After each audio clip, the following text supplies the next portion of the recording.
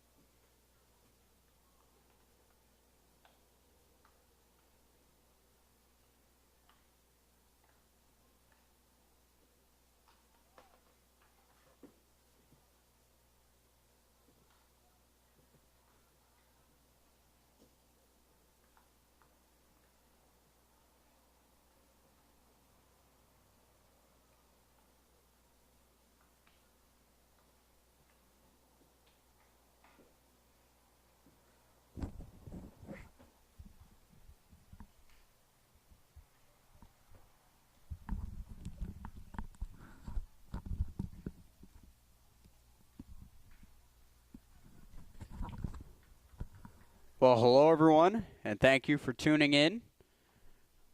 For our new listeners, the action will begin closer to 7 o'clock. It was originally anticipated to start at 6:30, but because of the weather and travel arrangements, the game will start closer to 7. The Marauders are coming into this game with a 21-4 record. The Paladins a 5-14 record here in the opening round of the NJSIAA State Playoffs. Alongside Dan Marr, I am Michael Daly, and we truly appreciate you tuning in here tonight, and stick around.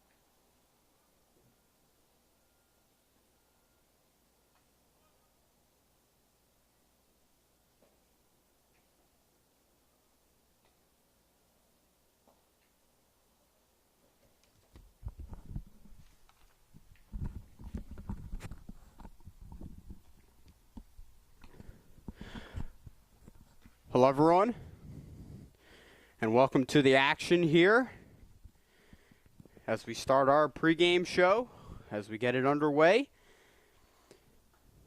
And the starting lineups for both teams are presented by the BJ Giannone Media Center here at Saint Peters Prep. The starting pitchers on both sides for the Paladins is Jerry Giannolis, and for the Marauders is Zach Oswald.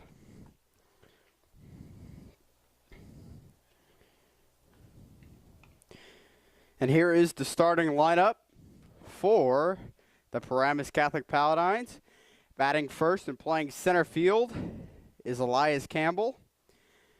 Batting second and playing shortstop is number 1, Ray Mutsutani.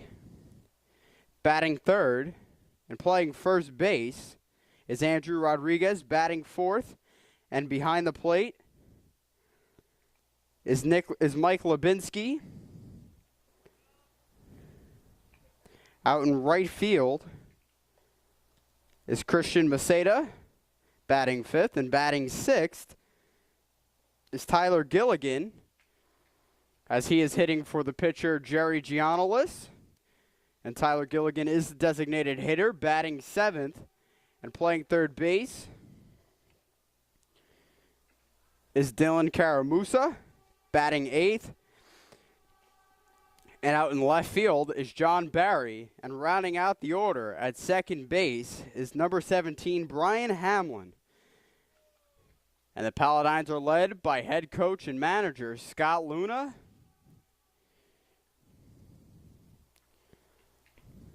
And the starting lineup for your Marauders, the home team, batting first and playing shortstop is Kyle Hess.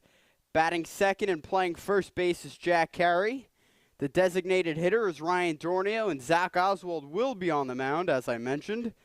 Out in left field is Corel Cattle. Batting fifth and playing right field is Jeremiah Guzman. Batting sixth and playing third base is Jared Rosso. Batting seventh and playing second base is Thomas Ganaway. Behind the plate and batting eighth is Eugene Cohane. And rounding out the order in center field is Dom Maleo. And there are the starting lineups. The starting pitchers for both teams is Oswald for the Marauders and Giannolis for the Paladins. So we thank you for tuning in. The action will begin shortly. I am Michael Daly. Dan Moore will be joining me shortly. And we appreciate the support.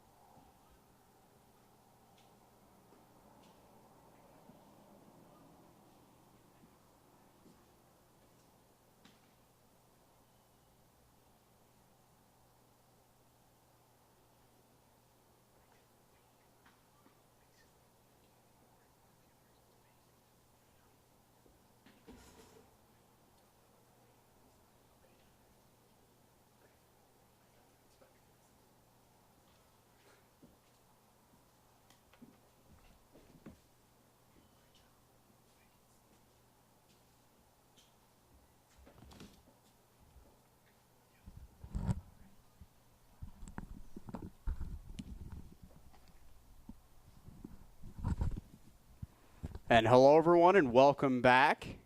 Just to update you, the action will begin momentarily as the 21-4 Saint Peters Prep Marauders are set to take on the 5-14 Paramus Catholic Paladins.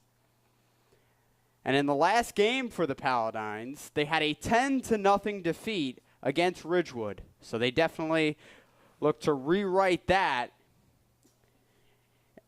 and start things fresh here in the state playoffs. And Dan will join me momentarily. And the state playoffs, it's a win and you're in situation. It's a do or die, so once you lose, you're automatically eliminated. So a team like Paramus Catholic can easily turn around their season just by merely being in the playoffs. So a game like this is so important to them.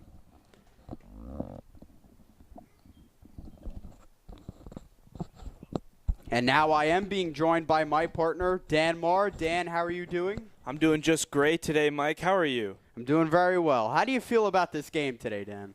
I'm not completely sure yet.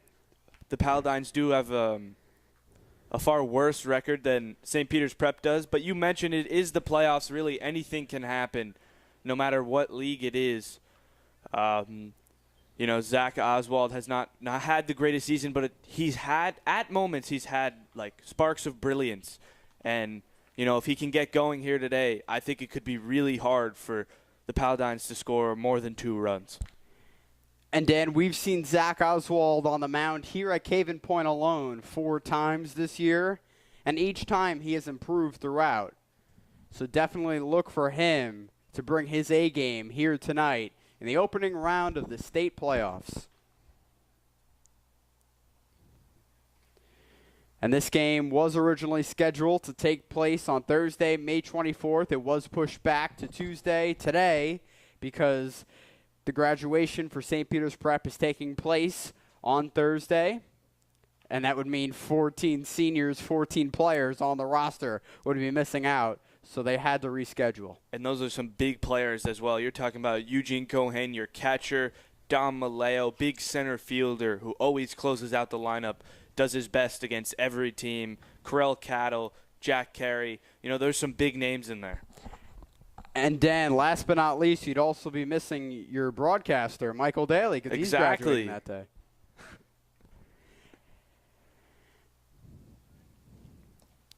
And I would like to thank everyone who tuned in these last 2 games that I was not able to attend.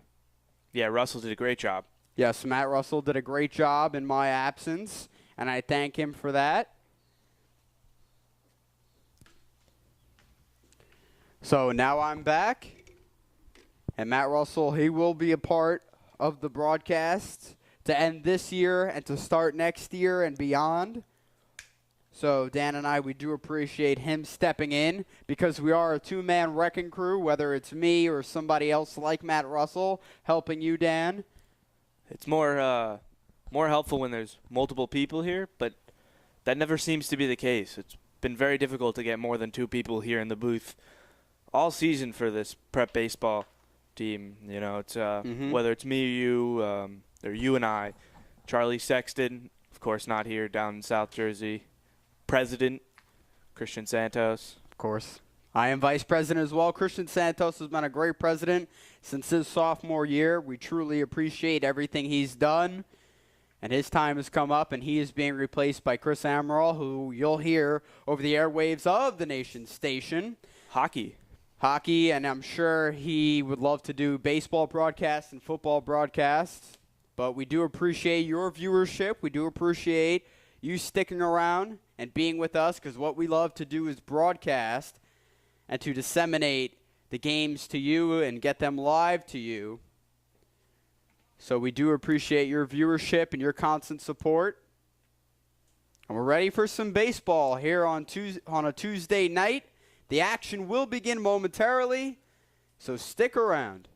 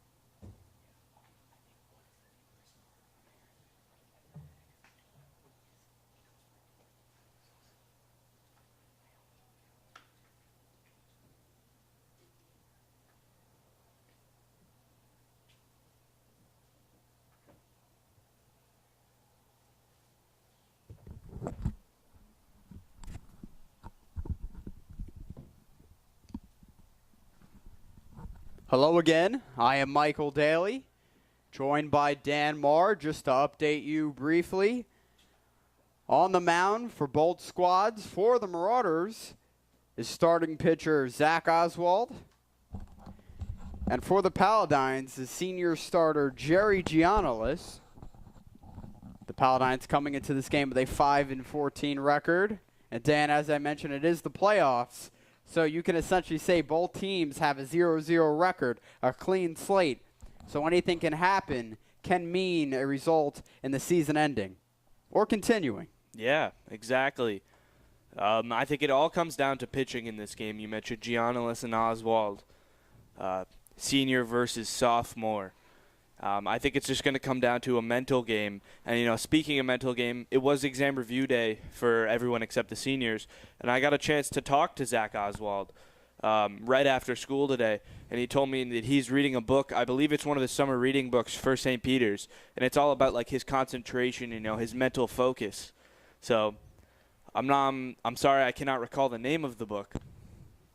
But he told me it should be helping him out. And let's see how his mental game is here today. And Dan, that's actually awesome to hear because baseball is such a mental game. Like you see in other sports like football, basketball, boxing, you name it. A lot of sports are mental, especially as a pitcher. It's very cerebral. It takes a lot of smarts and a lot of wisdom to be a pitcher. Not only the physical traits, but if you make a mistake, you have to be mentally strong as well to bounce back. So I'm sure the book he's reading talks about the values of being able to come back mentally and have mental stamina and endurance, too, to help and accompany the physical traits that you need to be a successful baseball player.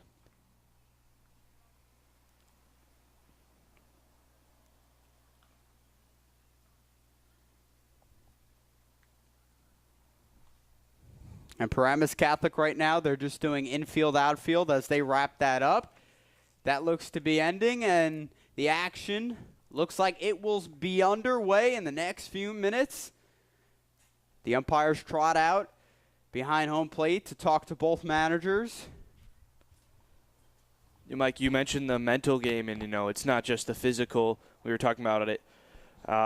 John Curran, last game against Memorial, he let up an inside the park home run in the third inning, and it ended up tying the game for a brief moment before Prep ended up winning 5-1.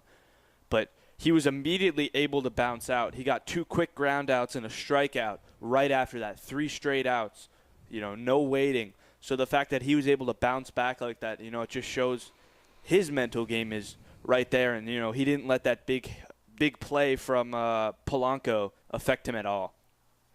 And Dan, one game is a marathon in and of itself because one inning can be a bad inning where the starting pitcher or relief pitcher can stumble and their teammates will pick them right back up and they'll keep trucking along, which led to the victory against Memorial. Yeah, and you're talking about marathons. You remember the game we had a couple weeks ago against Memorial. That 4th inning, it was very long. A lot of people were hit by pitches, and Prep ended up tacking on 11 runs, I believe, in that inning alone. And Dan, before the 4th inning, that was a very close game. It was a 2-1 ball game, and then Prep just usurped the lead and never looked back. Yeah. And that's what this potent offense can do with guys like Kyle Hess leading off, Jack Carey, Ryan Dornio, Eugene Cohen, Dom Maleo, Thomas Ganaway. There's too many to name that provide a surge and have such an important role in this offense. Yeah, the lineup's been pretty much the same all year round, and you can see why. They have around 228 runs for compared to only 59 runs against. That's really good numbers. That's a testament to both the pitching and the hitting working together and gelling. It also shows how good Coach Laguerre has been this year with this team, working every day pretty much. Jack Kramer told me earlier in the year that, they went a couple weeks with only about 1 or 2 days of breaks. They just keep going and they keep pushing, and that's why they're number 5 team in the state. And as you see there, both managers converging and meeting With the umpires, Scott Luna, the manager for the Paladins of Paramus Catholic, Patrick Laguerre, Coach Laguerre as he's called around at St. Peters Prep, the manager for the Marauders. And Dan, also, I think the thing that makes Coach Laguerre so special in his 7th year with St. Peters is that not only he knows the X's and O's and the strategic part of baseball, but he's able also to manage all the personalities too and keep them in check, which helps for a successful team, as they have won several county titles and have done very well in state playoffs during his tenure as head coach at St. Peters Prep. Yeah, he's definitely able to boost the team's morale after a tough game or a tough inning or anything, and the team always seems to bounce back, especially this year. You know, a 21-4 record is really good. They only lost here at Caven Point once. They lost once at Rutgers, once in California. I don't remember the last game was lost, but, 4 losses. Xavier. 4 losses in such a long season. It really shows just how hard they work and how good Coach Laguerre is at keeping his team focused.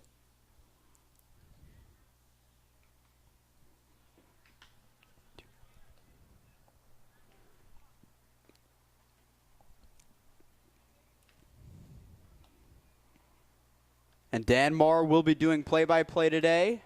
I will be doing color commentary and camera work because it's just the two of us here. And we are a dynamic duo, as we like to call each other. And it's great to be back on my part. It's great to have you back. Thank you, Dan. And tomorrow night will most likely be my last game as a broadcaster here at St. Peters Prep as I move on to college and other stages of broadcasting. Big pirate now, huh? Yeah.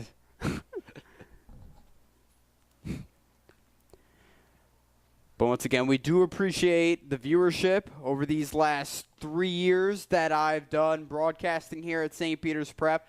I can't thank you how much it means to me. It means the world to have people come up to me and recognize me for doing something that I'm passionate about, broadcasting baseball. As trivial as that may seem, it's something that comforts me and gets me in a daily routine because baseball has done so much in my life. And now it is almost time for baseball here. Zach Oswald, as we see there on the mound for the Marauders. And there's the throw down by Gene Cohane as he trots out. And the rest of the infield will meet on the mound. Zach told me earlier in the year that he loves pitching in the warm weather. That's not the case here today. It's a little cold, a little wet. Let's see how that affects him.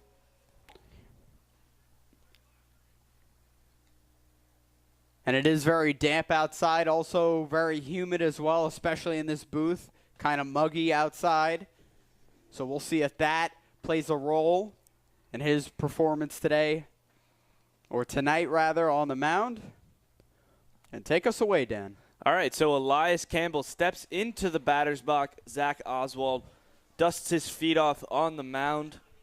He sets up for his first pitch, and we're ready for baseball. His first pitch is on the outside, but the umpire calls it a strike, so a quick 0-1 count. That's exactly what you want to see from Oswald. A nice quick fastball to start this game.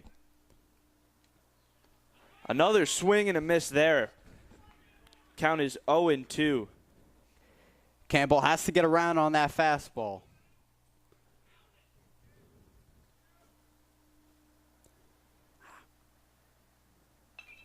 That ball's hit hard foul. Count stays at 0-2.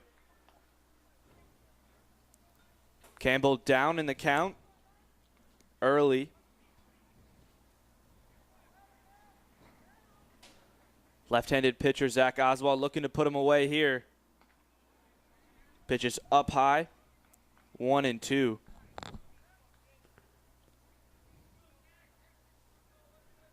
Look for a pitch in the dirt here.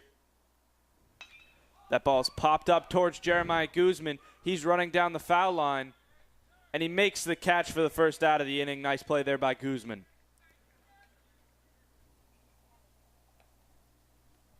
Guzman, a nice job of covering a lot of space there out in right field and making the grab.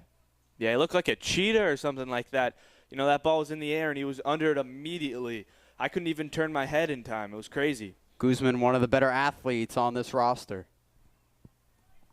So Mitsuzani, the shortstop. His first pitch is in the dirt.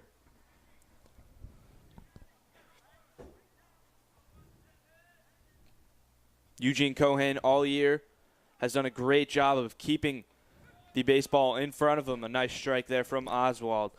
You know, if the pitch is outside a wild pitch, he's just done a great job.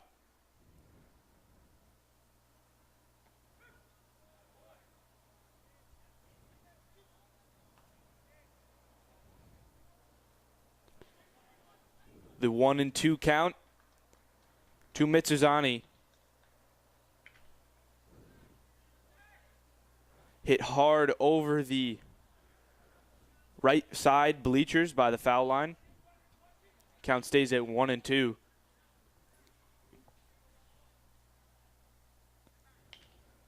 That's hit hard towards Ganaway, but he easily makes the catch for the second out of the inning.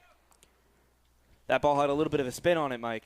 Ganaway using his lateral movement to get out into shallow right to make the out there, and we have 2 outs here. So a good start to this game for the Prep defense as Rodriguez, the first baseman, the right-handed hitter, steps up to the batter's box. Zach's pitch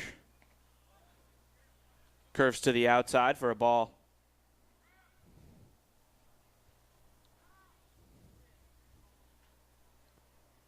Zach so far has done a great job of mixing up his pitches. His fastball has clearly worked for him as Rodriguez fouls that back, 1-1 count.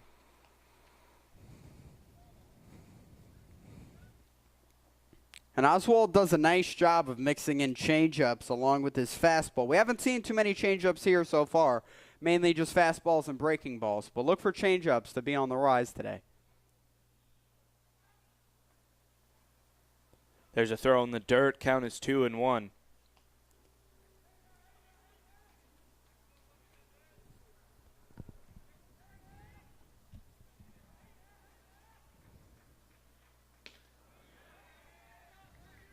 Swing and a miss there from Rodriguez. 2-2 count. Nice pitch. Low in the zone. That pitch appeared to be a sinking fastball. Nice job of using that effectively. Another sinking fastball from Zach Oswald to get the final out of the inning on Rodriguez. Gets the strikeout. So a quick 1-2-3 inning for Zach Oswald and the Prep defense. And the Marauder offense is going to walk onto the field, and Kyle Hess will start them off. And Dan, as you see in sports like football and basketball, a lot of the times you try to turn defense into offense. And the Marauders here in their lineup, they're definitely looking to use that stellar pitching performance that we've seen in the first inning. And yes, it is only the first inning. Things can change. But the Marauders are definitely using to take advantage of Zach Oswald's stellar inning and put some runs on the board here. Yeah, and the pitcher for Paramus Catholic has to do the exact same thing. Here, Jerry Giannolis, the senior for Paramus Catholic, and what could be his last game of his high school career. He hopes that isn't the case. Prep hopes otherwise, and we will see how this story unfolds. Now, Mike, I heard you when you were announcing the lineups. Was there a sponsorship in there? There was, as this game is sponsored by the BJ Giannone Media Center and TV Studio Club here at Saint Peters Prep. That's amazing. Nice plug there, Dan. Yeah. Well, setup plug.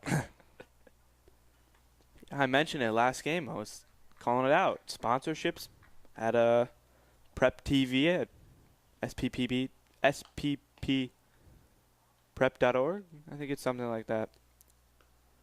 And if you do know anyone who could be a potential sponsor, you can reach Mr. Trotta, and his email is trottak@spprep.org. That is TradaK@spprep.org. If you know anyone or you have a business that is willing to be a sponsor,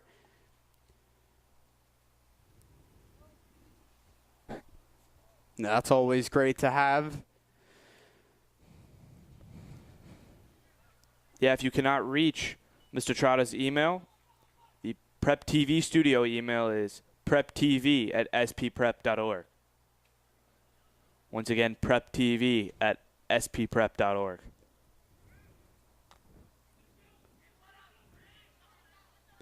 And then here's the Notre Dame commit, Kyle Hess, leading it off for Prep. Hess has done a great job all season. Oh, he's going for the bunt real quick. He's done a great job all season at shortstop. He picks things up with ease. I'm not saying this because I'm a Yankee fan, but he looks like Derek Jeter. A little bit.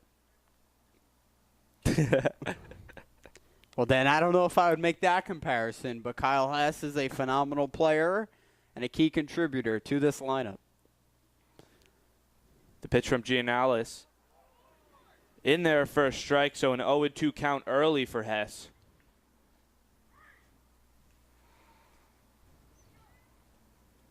On deck is Jack Carey, number 23. Spot that orange bat from a mile away. A hard hit foul ball from Kyle Hess. Kyle Hess getting around that as he's a lefty and he pulled it down the right field line, but foul. But he definitely has the power to do damage in this spacious outfield at Caven Point. Yeah, with his speed, if he got just a little bit more of that, it could have been an easy double.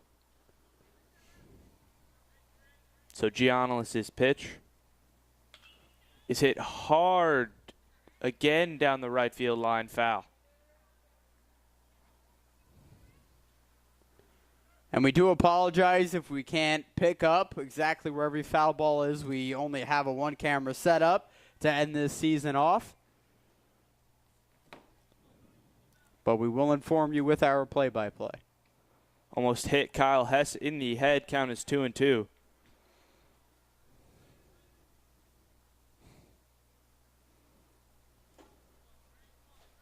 Hess is definitely making contact right now. Pitch in the dirt. I believe it's full count.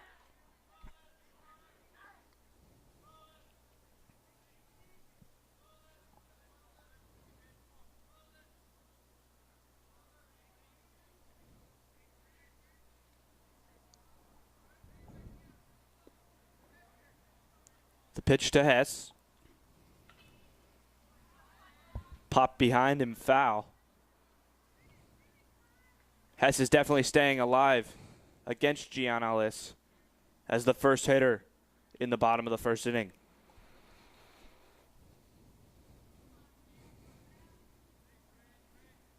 The full count. Line foul once again.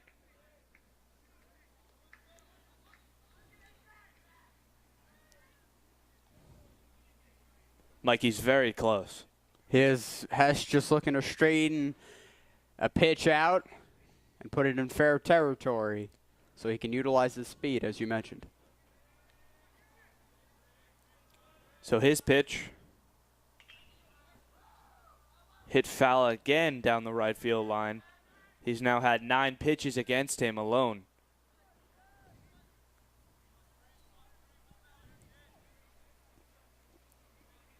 The full count in the bottom of the first inning. Has the first hitter for the Marauders up against Giannalis. Gets a hold of that again. Hits it hard past Machado, foul. Machado. Machado. I think it's an A. Apologize if we're screwing up anyone's name. The pitch. In there for a strike. So Kyle Hess, after a very long at-bat, finally gets out on strikes looking. Kyle Hess disagreeing with that call made there by the umpire. But it was one of those pitches that could have gone either way. Yeah, I can see why he was a little upset. Very close to hitting him. But, you know, the last call that goes is the umpires. So now Carey is up to the plate.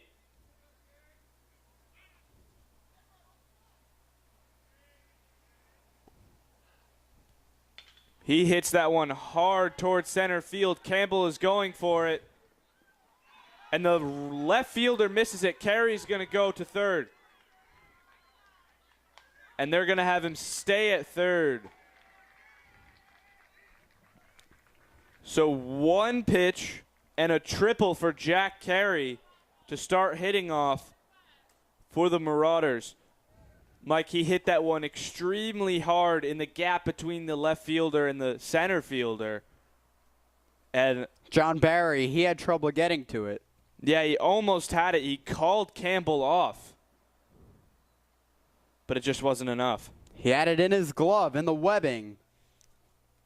Was not able to hold on, and Jack Carey, as a result, is on third base with a triple. Either way, a nice effort there by Barry. So now a pitch in the dirt to Ryan Dornio, 1-0 count, and you have one runner in scoring position at third base, one out, and Dornio up to bat in the bottom of the first. Mike Lubinsky doing a nice job of blocking that pitch there.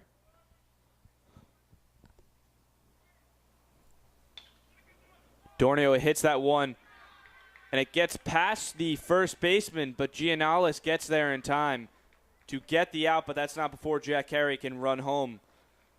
So a fielder's choice, really, on Ryan Dornio, and that's a 1-0 game now for St. Peters. And 2 outs here. And Corel Cattle is due up. So a 1-0 lead here, 2 outs. Corel Cattle looking to keep this inning alive here in the first.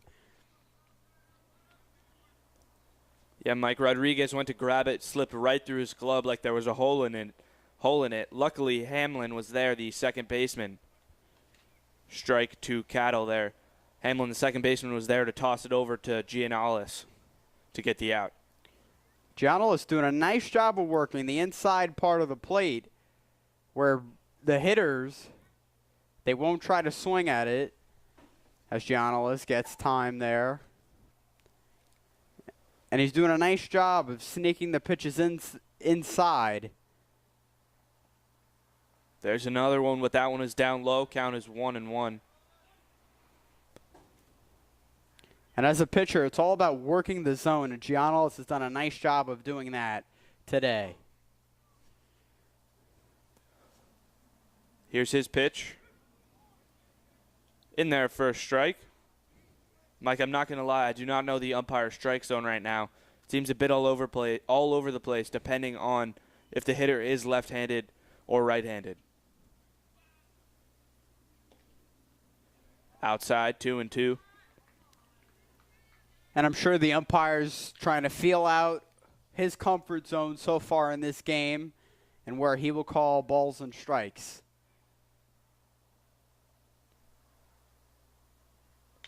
Cattle hits that one hard towards Campbell in center field, but he makes the catch for the final out of the inning. But that's not before St. Peters Prep gets one run on the board because of Jack Carey's triple.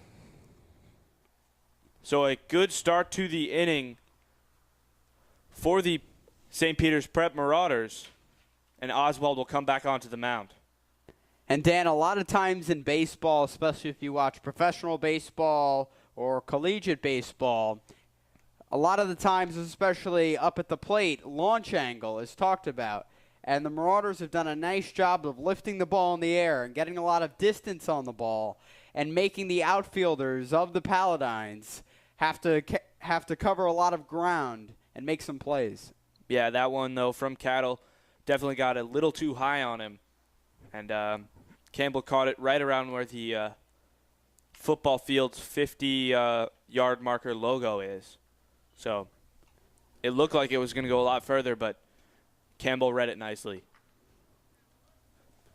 Mike, we mentioned the mental game of Giannalis and the pitchers. You know, that just right there proving you can only let one run up after Jack Carey's big triple, and then go out and get 3 quick outs. It shows why he's pitching in this game today. And as a baseball player, you definitely have to have a short memory. You can't let things that happened earlier on in the game or the last game affect your performance in that inning. So you have to move on. And you just have to be cognizant of the mistakes you've made, but you can't let it hold you back. No, not at all. It's all about progress. Baseball is a game of progress. And it's a long game, too. There is time. Mm-hmm. You know, baseball is not like a sport like boxing where, you know, one shot or one round, it could all end. You know, baseball is a game of duration. You know, it is a game, it is a war of attrition, survival of the fittest, to use a lot of metaphors and cliches. So Mike Lubinsky will start the second inning off for the Paladins. Zach's pitch is up high, 1-0 count. Lubinsky, the catcher, number 27. And Oswald just looking to settle in here. Big swing and a miss from Lubinsky. 1-1 count. Lubinsky looking to time Zach Oswald and get around.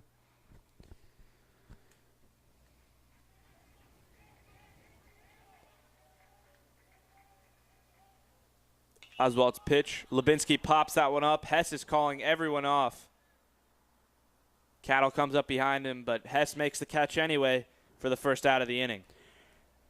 Dan, question, was that ball up in the clouds? Because that was up there for quite some time. It definitely was. All of the outfield seemed to move in on it. Jared Rosso was there. Hess makes the final play.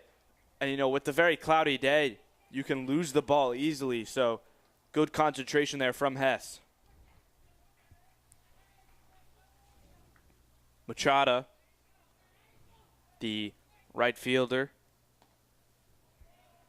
Quick 1-0 count to him. A lefty-righty matchup here.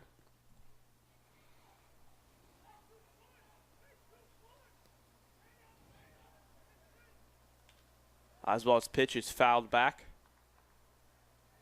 Mike, you really got to be careful if you're going to stand behind home plate, behind the fence there. A lot of pitches are tipped back in that area.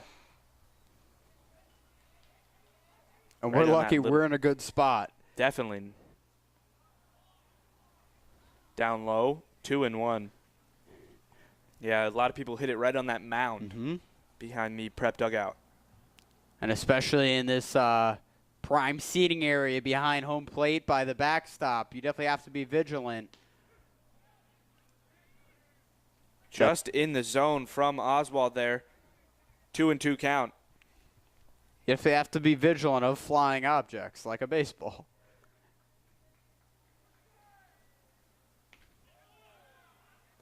Outside, count is full to Machado.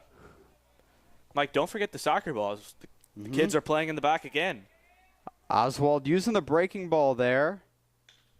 That ball's grounded towards Ganaway. He fields it, tosses it over to Jack Carey for the second out of the inning. No hits yet for the Paladins.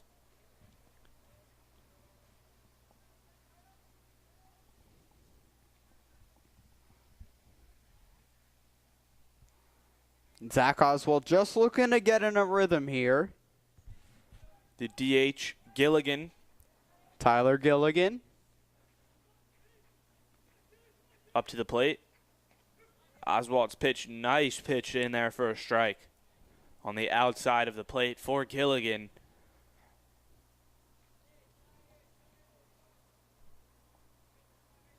The 0-1. Swing and a miss there. 0-2. Gino keeps that one in front of him, even if it was in the dirt. A nice slider there. And Dan, fun fact, the first designated hitter to ever be used was Ron Blomberg of the New York Yankees in 1973. Pitch to the outside.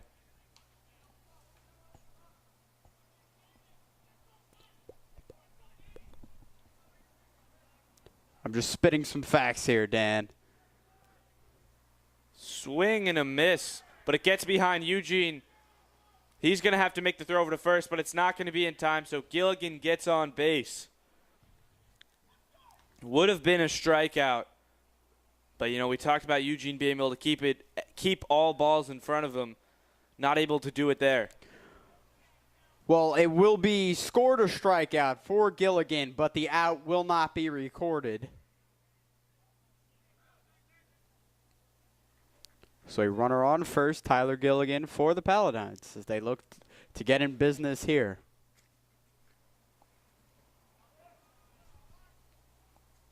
Look for Gilligan to try a steal here. The 1-0 count. To Caramusa. And the pitch to Caramusa. Outside 2-0. Nice pitch there. Just missed on the outside corner, but that is a pitch that could bait the hitter. 2 outs, 1 runner on.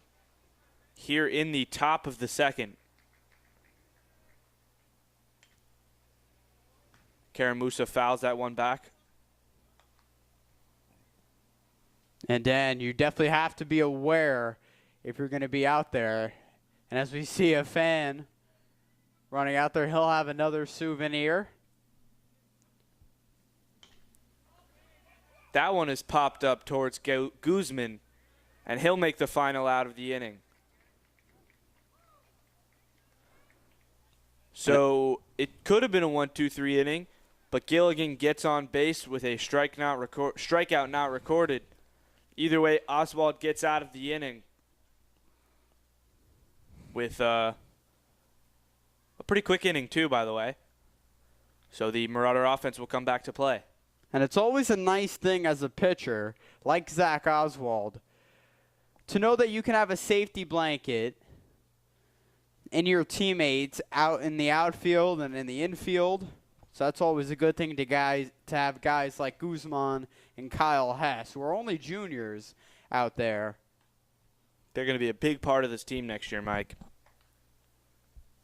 Yeah, Dan, they definitely will be front-loading, and you'll be lucky enough to see them in their prime next year as seniors.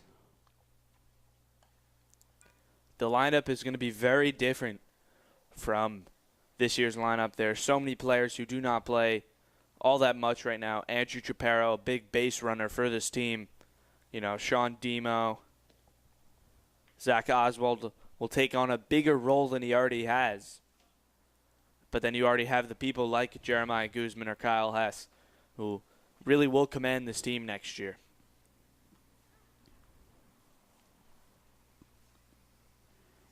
And Jeremiah Guzman and Kyle Hess are two guys that Coach Laguerre has leaned on to produce for this team. Kyle Hess last year was playing with his brother Sean, who was a pitcher, and he also played several positions on this team too. So Coach Laguerre knew since at least their sophomore year that he could rely on them to be productive players on this team.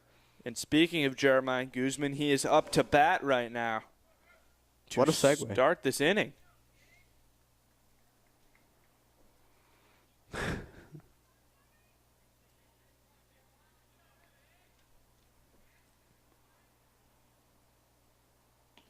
The pitch to him is outside to start the inning, bottom of the inning, 1-0.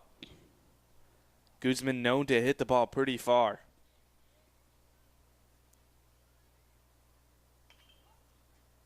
Hits that one high, but not too far, as it is fouled back.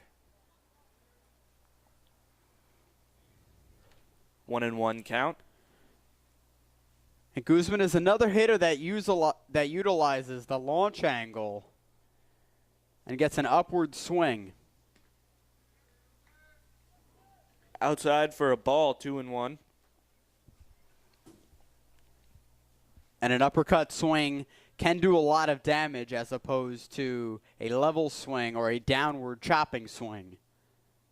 He gets a hold of that one, but it's not enough as left fielder Barry makes the play. I was fooled by the way that ball came off the bat. It looked like it was going to go a lot further than it actually did. And Guzman did get a lot of lift into it and used a lot of his power. But on a humid night like tonight, the ball will not travel as far as it would on any other day. You have to be able to find the gaps like Carey did. Let's see if Rosso can do that here. Jared Rosso, the third baseman. Another senior on this team.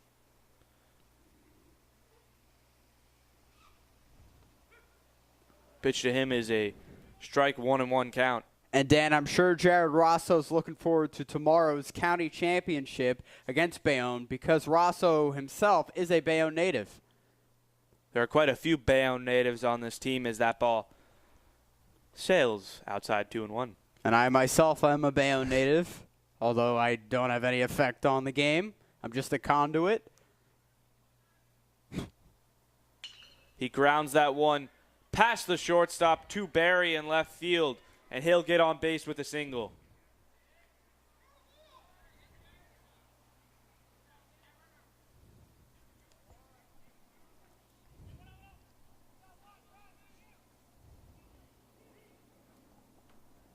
Roy Mizutani tried to go for the backhand there to field the ball, but was not able to because it was a hard hit ball off the bat of Jared Rosso. So Mizutani looks to make up on that blunder. Yes, as Thomas Ganaway is now up to the plate. The first pitch to him is outside for a ball.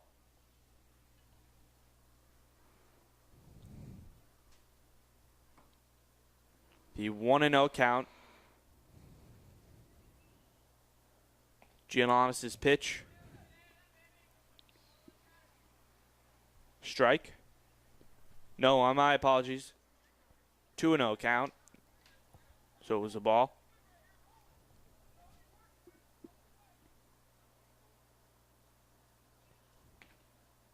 There's another ball. Count is 3-0, so Giannis definitely behind in the count with Jared Rosso on first base.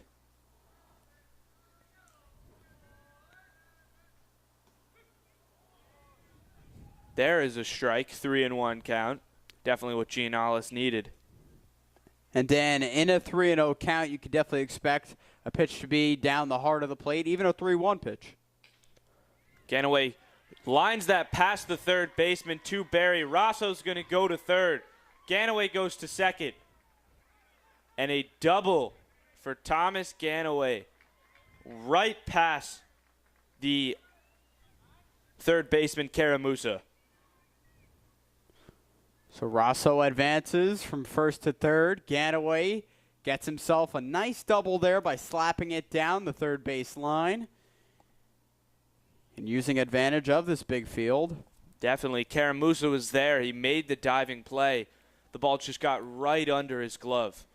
And, you know, by that time, Thomas Ganaway has the speed to get to second. And there was no way Barry was going to get him before he was there. And here's Gene Cohen. Another Bayonne native. He calls time. Dan, we could have a 3-hour show about Bayonne natives and prep baseball program throughout the history of prep baseball. 1 out, 2 runners in scoring position. Gino pops that one foul. 0-1 count. Looking to drive in a few runs right here.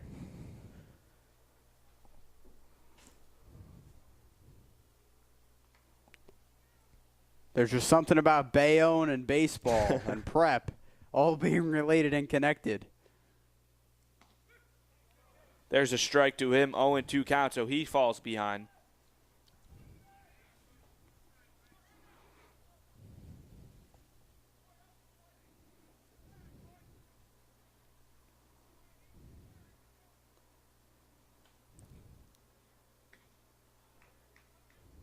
up high, 1-2. Catcher Lubinsky thought Jared Rosso might actually try to steal home. Saw him get up very quickly.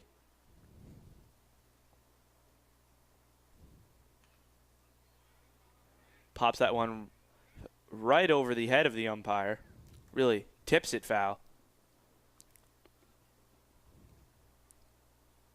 1-2 count. To Eugene. 2 runners in scoring position. 1-0. Prep leads. Pitch is a swing and a miss upstairs to Eugene Cohan. So Giannalis gets a big strikeout. Definitely what he needed. Yeah, Dan, that's exactly what Jerry Giannalis needed here. With 1 out, up comes Dom Maleo.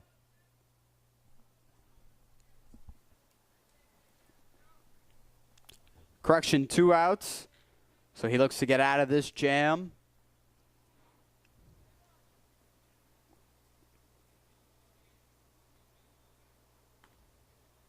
Hard pitch down low.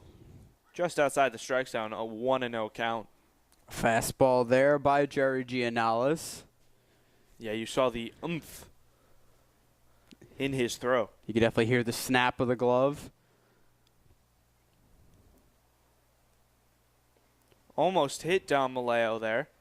So a 2-0 count.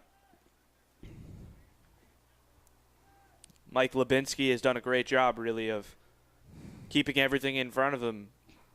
Everything that has been in the dirt has stayed in the vicinity of him making a play. Like that pitch right there. 3-0 count. Yeah, Dan, credit to Lubinsky. He's done a nice job so far behind the plate. Granted, we are only 2 innings into this ball game.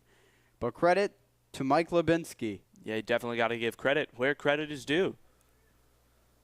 The pitch in for a strike, so a 3-1 count to Maleo as he looks to drive in a few runs. You don't want to leave your teammates stranded on third and second. Especially 2 runners in scoring position.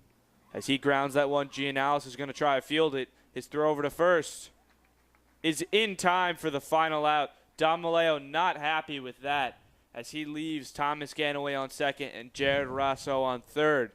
So Giannalis gets out of the jam, as Mike likes to call it, not letting up any runs. And to end that inning, Dom Maleo had a little dribbler off the end of his bat, not what he wanted, despite making contact. And he was not able to beat out the throw to first from Giannalis.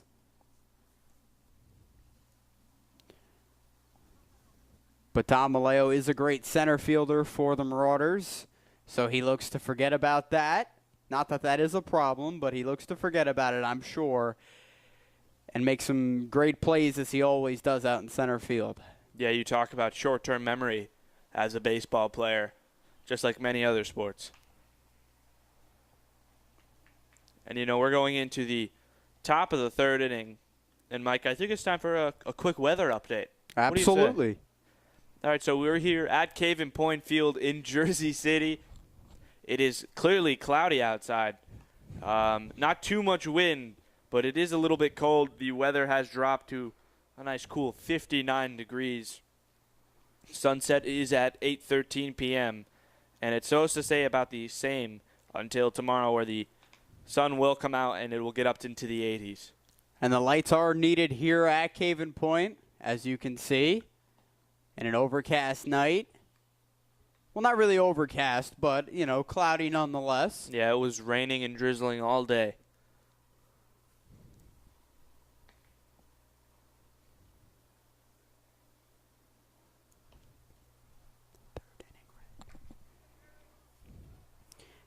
And Dan, as we mentioned earlier, tomorrow, in a game that means a lot to Prep, they play the Bayonne Bees in what will be the county final.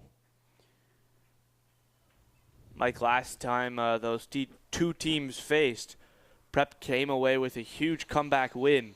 Unfortunately, we had some technical difficulties that caused us not to be able to stream that game as the first pitch to Barry is a big swing and a miss for an 0-1 count. But hopefully that won't happen, and if it does, I'm sure we'll figure out what it is as time goes on.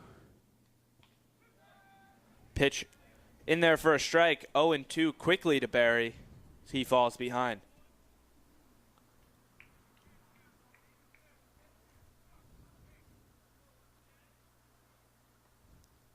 Pitch in the dirt, 1-2 count. My apologies.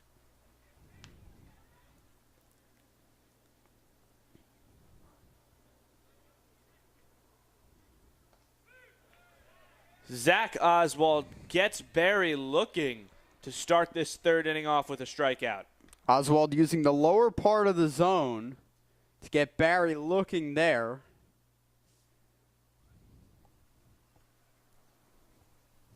Four pitches and a nice strikeout for Zach Oswald, his third of the game. And now Hamlin, the second baseman, is in the batter's box. His first pitch is a strike, 0-1 count.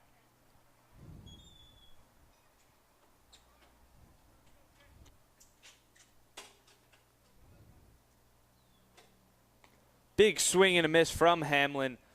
Upstairs in the zone, 0-2.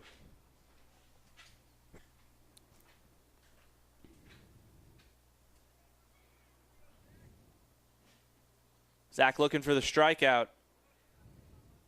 Little too high. 1-2 count. And Oswald does have a lot of life on his fastball, which the Paladins are definitely looking to figure out.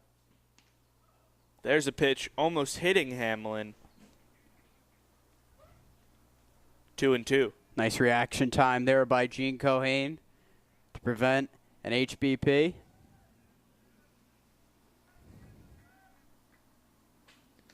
Upstairs again. The count is now full to Hamlin, the last hitter in the Paladins lineup. And Dan, that's an encouraging thing to see there with Cohane motioning to Oswald to settle down and relax. And it works. He gets his second strikeout of the inning. A big swing and a miss from Hamlin. He thought he could get a hold of that fastball. He thought wrong. And Dan, on a night where the weather isn't the greatest, we do have a pretty good crowd here, especially with the parents and the home fans out to support here at Caven Point. Yes, it is a playoff game, and you know everyone wants to be here to support this Marauders team. A dazzling breaking ball there by Zach Oswald, 0-1. Yeah, we've seen a lot of strikes, or not strikes, my apologies, fastballs. We've seen a lot of strikes too in this inning, but not a whole lot of breaking balls as a 1-1 count to Campbell. We have seen a few change-ups as well. Zach Oswald doing a nice job of keeping the Paladins off balance. Eugene can't hang on to that one. 2-1 count to Campbell. Campbell popped out in the first. And that senior presence behind the plate is so important. As you saw there, too, although Cohane wasn't able to hold on to the ball, he was able to knock it off to the side. There's a strike for Oswald. 2-1. Eugene's not the only senior catcher. There is Frank Vulo, who suffered the injury this season. He's also committed to Nichols College in Massachusetts. Eugene going to Penn State as Campbell fouls that one back, 2-2. So if anything ever does happen to Gino, we never pray for that. But there is more senior presence on this team. And Cohane, a big target behind home plate, which is exactly what Oswald needs. As that one's in the dirt.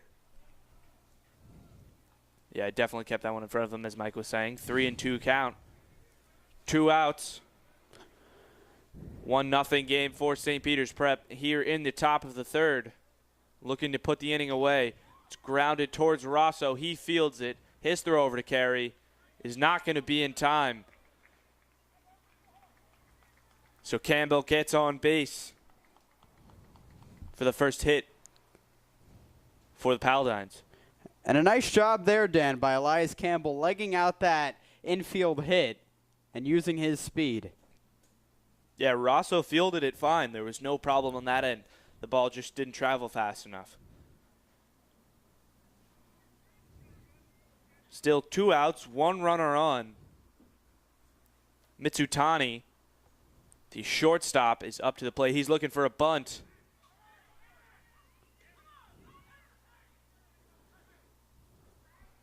He pulls back the bunt at the last second.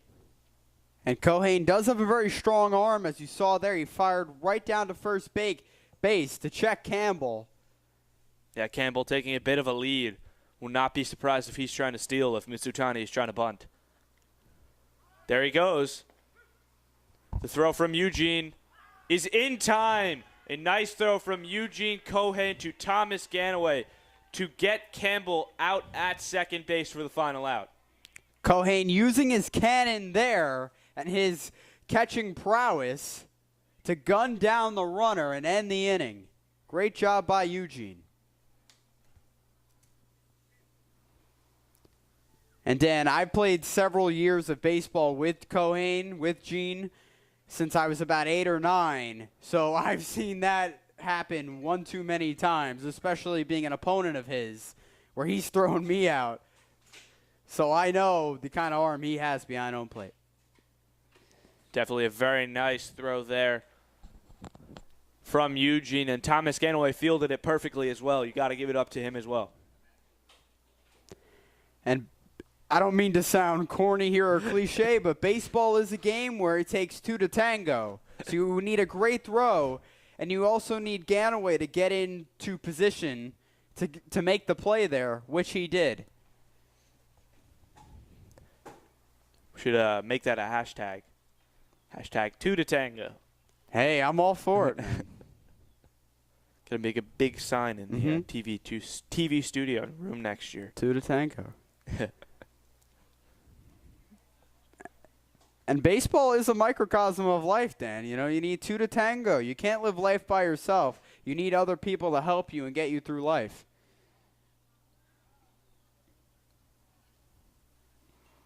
Just dropping knowledge here, Dan. It's like a mini TED Talk, you know?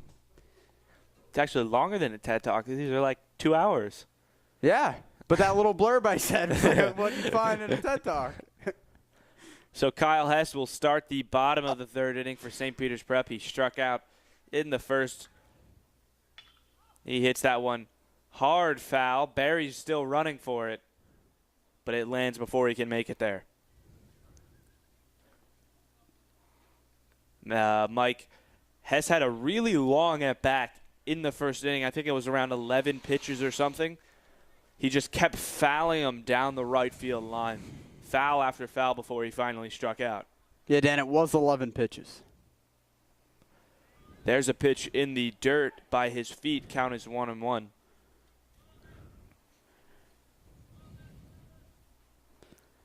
And both catchers are wearing number 27, Lubinsky for Paramus, Kohane for St. Peters, and both doing a very nice job behind home plate. Hess drills that one down the foul line again. Right foul line.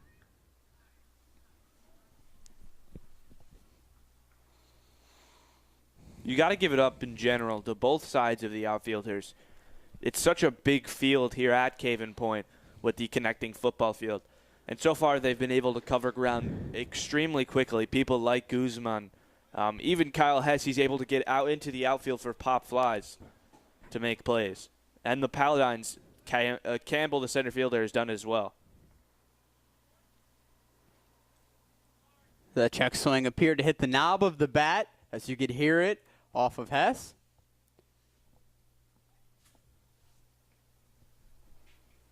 The 1-2 count from Giannalis to Hess. Giannalis has thrown 46 pitches in this game so far. Hess has thrown, Oswald has thrown 51. Pitch down low. 2-2 count. And that was one of those pitches that was up to the umpire's discretion. Could have gone either way, and the umpire decided not to rule it a strike, and it is a ball. Hess once again staying alive against Giannalis. There's a pitch that's just up high. A 12-6 curveball there, a lot of arc on it.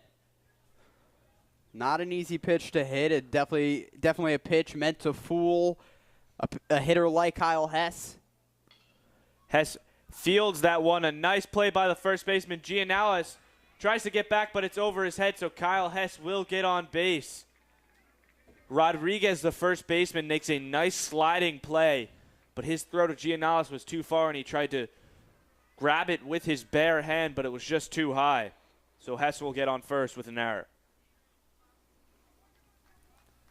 And that is not what Paramus Catholic wants with the heart of the order and Jack Carey coming up. Especially knowing that Kyle Hess can steal.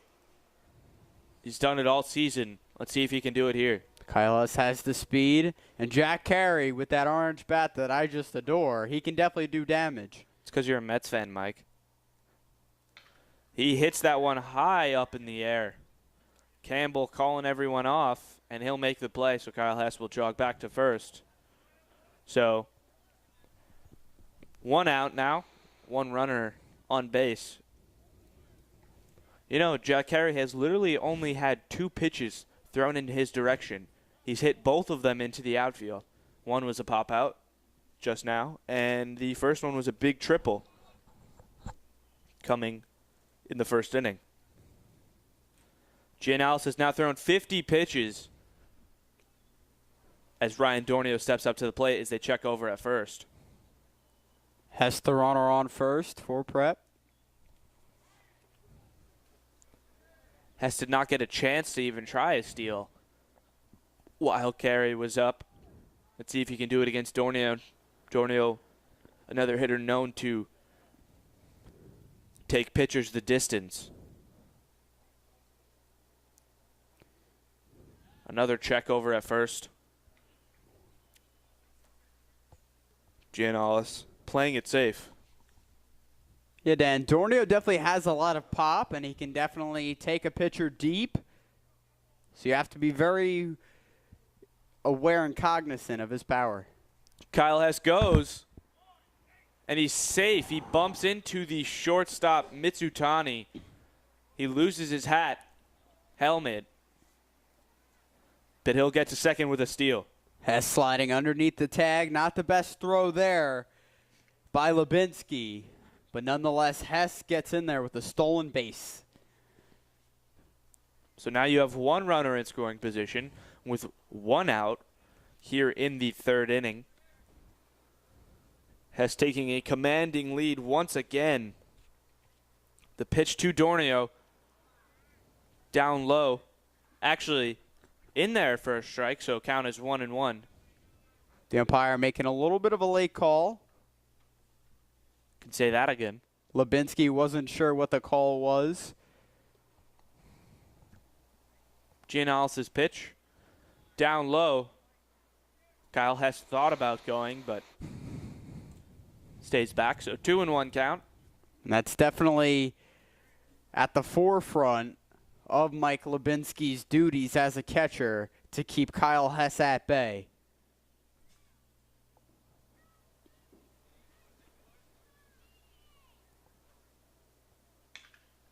Dornio hits that one hard towards Campbell in center field. It gets by both Barry and Campbell. Hess will go home. At the warning track, Campbell, he throws it. Dornio's going to go to third. Dornio slides into third with a triple. An RBI triple for Ryan Dornio. And Prep now has a 2-0 lead. And Dornio again using what has become a part of the baseball vernacular, the launch angle, to his advantage. And taking Giannalis deep, right near the warning track here. And especially with the slick surface here, because it just rained, it's harder for the outfielders to make up ground and cover the fly balls out there properly. So a good inning right now for this Marauders offense. You've got Ryan Dornio on third base with only 1 out, and Cattle hits a hard single towards Barry, so Dornio will come home. So the inning keeps going, and the lead keeps growing, and now Prep has a 3-0 lead. And Corel Cattle has himself an RBI single there, as you see the Marauders celebrating in the dugout.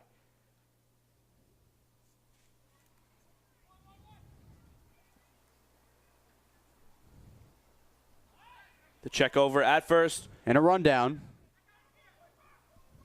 Cattle slides in there, but he is out. Cattle was going to go. He got stuck in the middle. I thought he might have made it, but the umpire thinks otherwise. And Corel Cattle was caught between heading back to first base and taking off towards second. A nice pickoff move there by Jerry Giannalis to get the speedy Cattle out. So now you have no runners on any bases, 2 outs, and Jeremiah Guzman up to the plate in a 1-0 count. Guzman, another one of the power hitters, disposable for this prep lineup.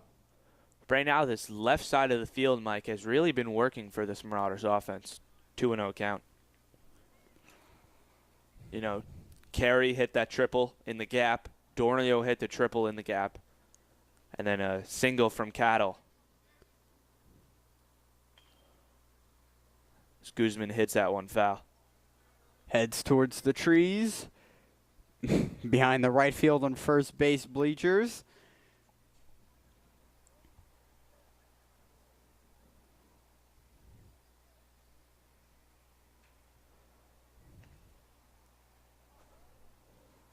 Pitch ball to Guzman. And then, Caven Point is one of the bigger high school stadiums in the state of New Jersey. So I'm sure Prep definitely loves that to use to their advantage. Especially when they have such a big hitting team. And there's a single for Jeremiah Guzman, and it rolls towards Cattle in center field. Campbell, not Cattle. So 3 straight hits for the Marauders here in the bottom of the 3rd inning, and they just keep this inning going. Guzman serving himself there with that single. Yeah, right into the middle gap, almost directly over the second base. And he's going to go. He slides in there, and he is safe. So Jeremiah Guzman steals second base. He had a little bounce there. He pretty much bounced right over the base, but able to keep control and step on at the last second. And that throw from Lubinsky was to the right of the bag, your left as the viewer, and it got away. Rosso hits that one hard over Mitsutani's glove. Guzman's going to go home. Rosso's going to stay at first. Guzman slides in. So Rosso gets a RBI single. One of many this inning, and the lead just keeps expanding. And the cookie is starting to crumble here for Jerry Giannalis. And this is not what he wants here with 2 outs, as he's just trying to get out of this inning, Dan. Yes, indeed, Mike. So now a 4-0 game. St. Peters Prep leads. They've got 6 hits. Thomas Ganaway is now up to the plate. He doubled in the second, back up here in the 3rd. He hits that one high in the air. Campbell will make the play for the final out of the inning. So Giannalis eventually gets out of the inning. But once again, not before he can give up 3 runs to this hot Marauders offense.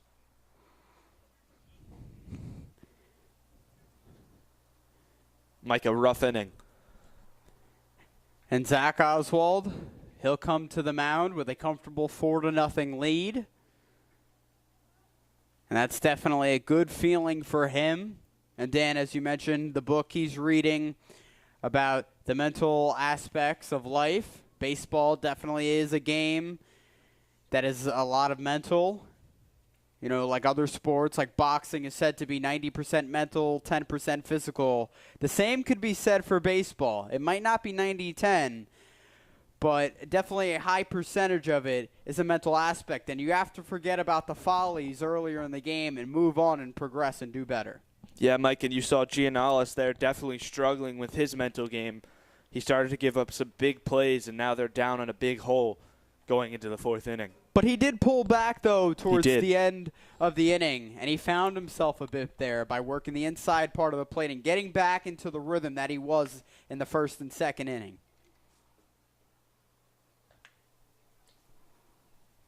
Baseball is a marathon, not a sprint.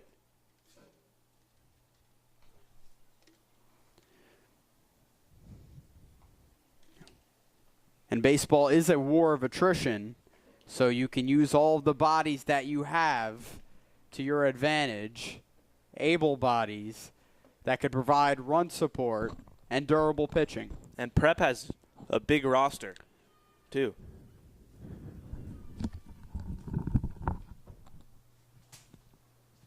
Oswald is warming up here. The inning will start with Mitsutani.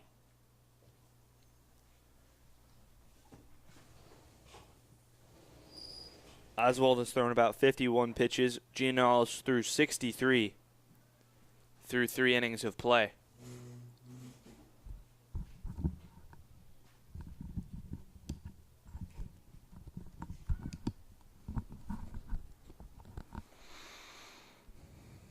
Four nothing as we head into the top of the 4th. The Marauders lead. They've got 7 hits. The Paladins have none.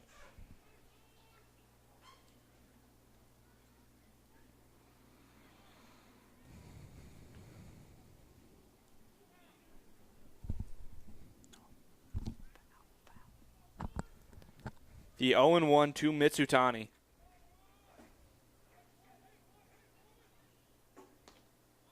Turns into a 1-1.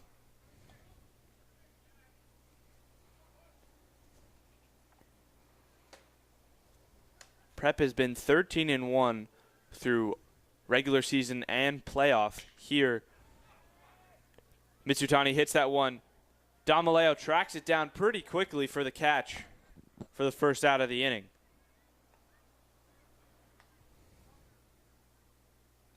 Good run down there from Damaleo. Damaleo making it around the 50-yard line.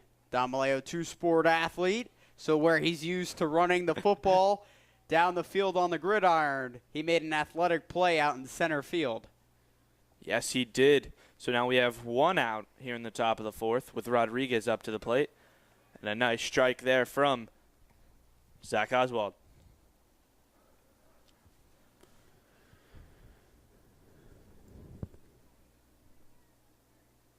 His pitch is upstairs, not upside. 1-1.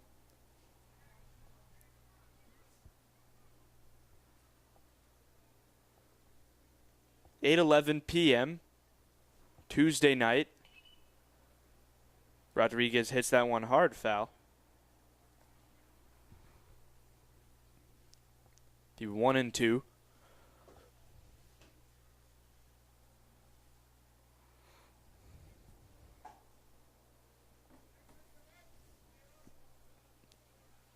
Oswald's pitch. Big swing and a miss to strike out Rodriguez for the second out of the inning.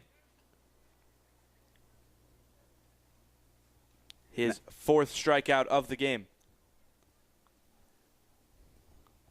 And that's exactly what Oswald and Prep both wanted and needed to get out of this inning and make it really quick.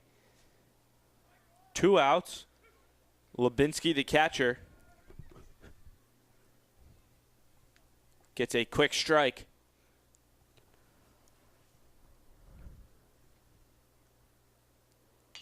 That ball's hit high up in the air, deep. Damaleo running for it. Jeremiah Guzman also there. It hits him in the head.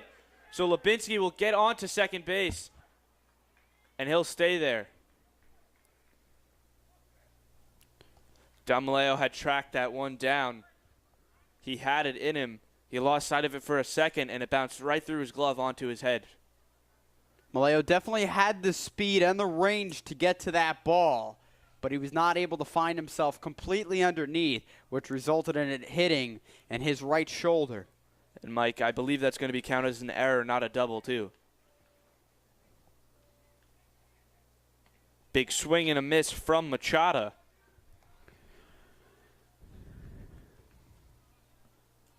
And the Paladins putting the ball in play here so far in this inning as they look to get some run support here and get on the board.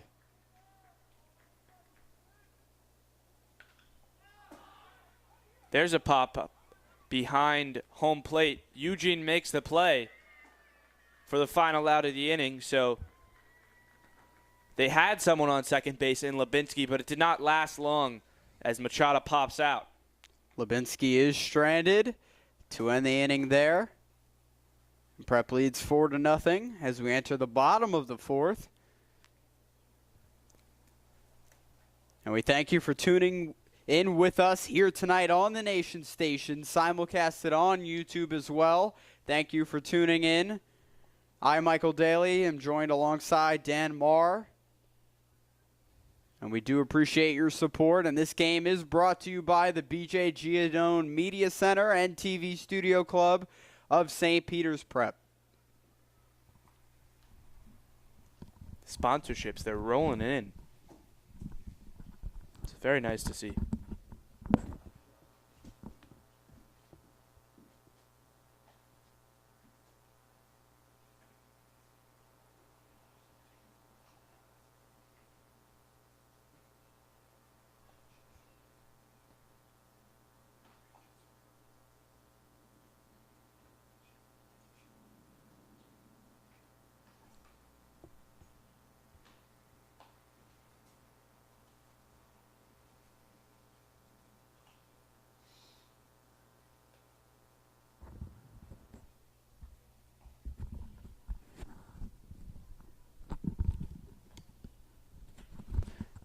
And once again, Prep will be hosting the Hudson County Tournament Finals here tomorrow night at 6:30 p.m. against longtime Hudson County rival Bayonne High School, as the Bees look to avenge that loss on April 23rd here at Caven Point. That was a great comeback. Big sixth inning plays from the Marauders to bring them to a 4-2 win. Jack Carey will be the starting pitcher tomorrow night. One of the closer games they've had all season. And hopefully we don't have any technical difficulties. And with the way these last few broadcasts have been going, that shouldn't be a problem. And if it is, we'll figure it out. Eugene Cohane will start off the inning against Giannalis. Strike called to him. 0-1. Eugene struck out in the second inning. So the 1-1, as the sun has pretty much set.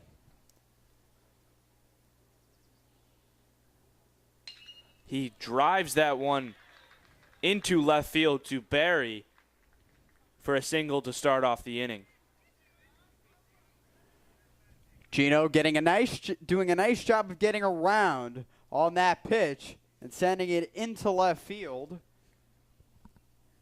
And the left side infielders had no shot of getting to that hot grounder as it escaped the infield, went into the outfield, and Cohane is in business with a leadoff single. Great way to start an inning. Don Maleo grounded out in the second. Looks to redeem himself here in the fourth. Check over at first. Frank Vulo will be running for Eugene. Vulo, one of the faster guys on this team, so he's definitely needed as a pinch runner. They check him again at first. And when a pinch runner is put in, usually the pitcher will throw over a couple of times just to let the pinch runner know you're not going to run on me.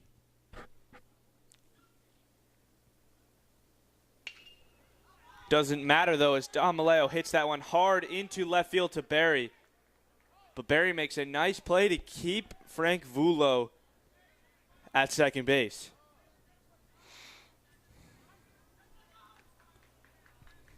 Once again, a single in the direction of the left field just like many of them have been all game, as they are talking it over right now with Giannalis. This could be the end for him.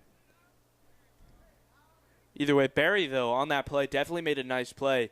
He kept Frank Vulo at second base. Vulo has the speed to go to third. And a nice quick pickup from Barry.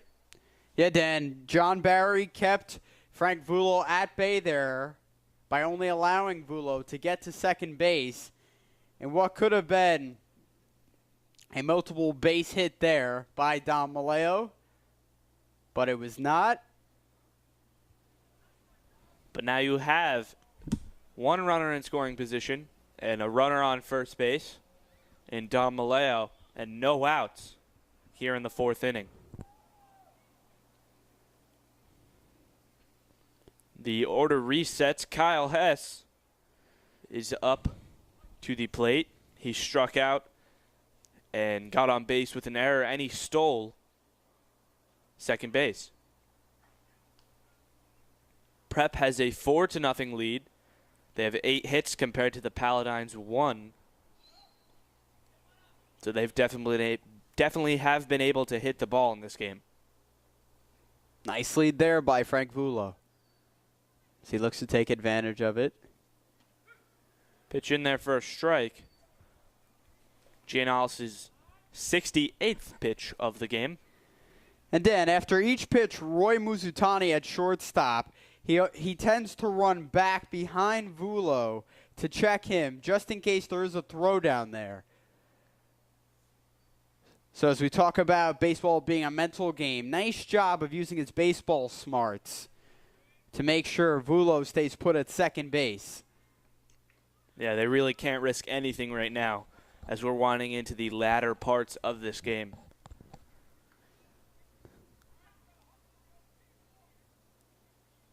The pitch into Hess for a strike. Hess looking to wait Giannalis out. Does not seem to be working right now.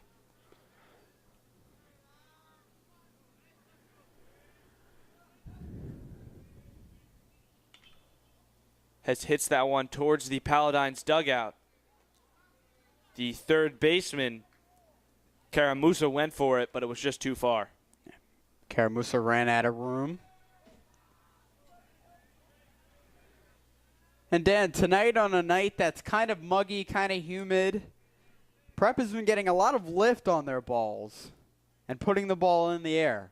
They definitely have. The pitch to Hess gets past Lubinsky, so Frank Vulo will slide into third. Dom Maleo will go to second.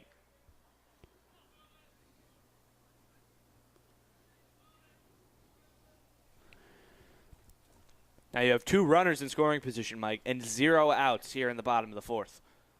And that is not an advantageous spot that the Paladins want to be in, but they are in this spot, and they look to get out of this.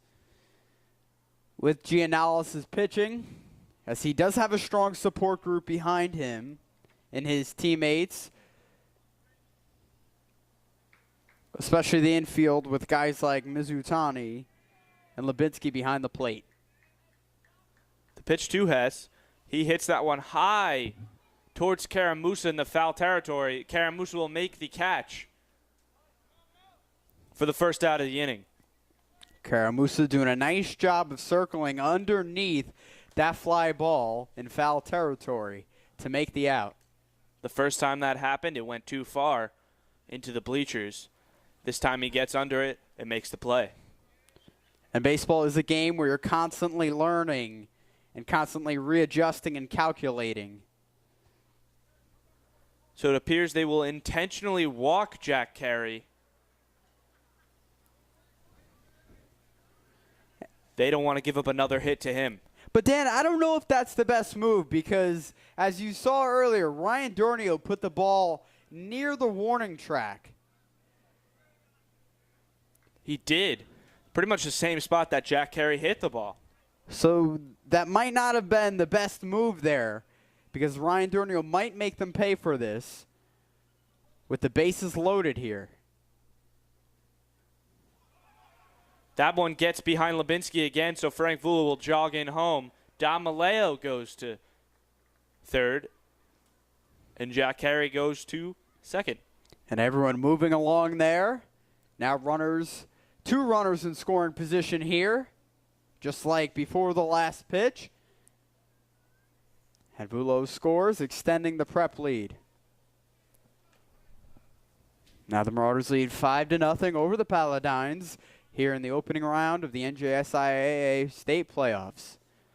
So recently, Lubinsky has had some trouble keeping the ball in front of him. It's resulted in some runs. Another pitch in the dirt to him. Count is 2-0. But he did do a nice job in his defense, as we just saw that last pitch, of getting in there, moving his knee laterally to block the pitch. Two runners in scoring position. One out. Ryan Dornio at the plate. He hits that one foul. 2-1. Dornio a lefty, so he's looking to put the ball the other way. He appears to be out in front of the ball in this at-bat. So he has to make some adjustments to put it in fair territory. That one hits Ryan Dornio. So he'll get on base, and that means the bases are loaded. Dornio definitely will have a bruise because that did hit him up in his upper part of his deltoid, the upper part of his shoulder. You know, a spot with not a whole lot of meat and a lot of fat there. So he'll definitely feel that tomorrow. But he's a trooper. And we are definitely in the heart of the Marauders lineup right now as Corel Cattle hits that one hard foul.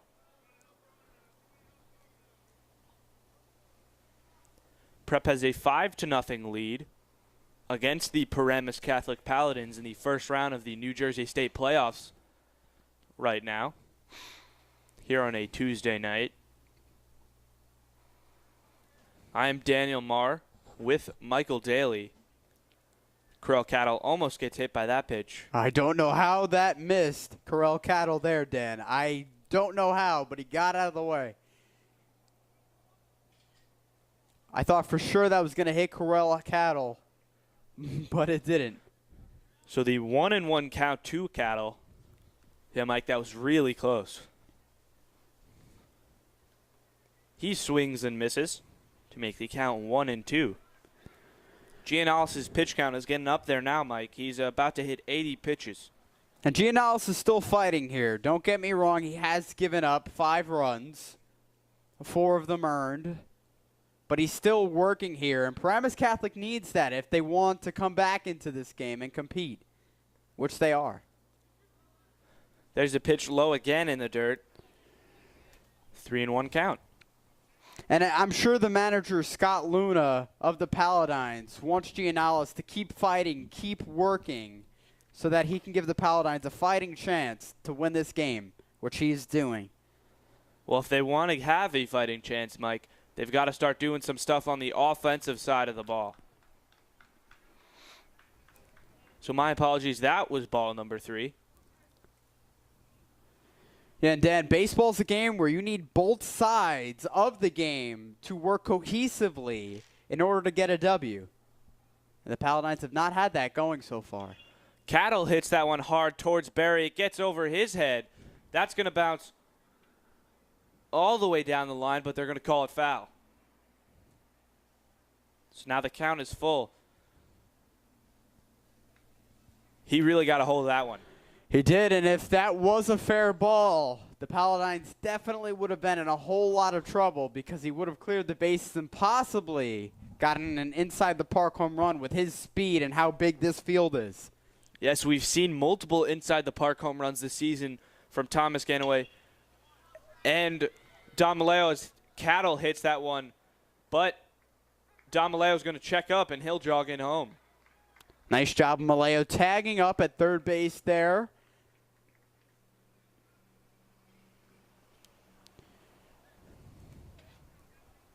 So the lead just keeps going. It is now 6-0 in the favor of the St. Peters Prep Marauders. And Elias Campbell doing a nice job of getting underneath that ball, using his speed.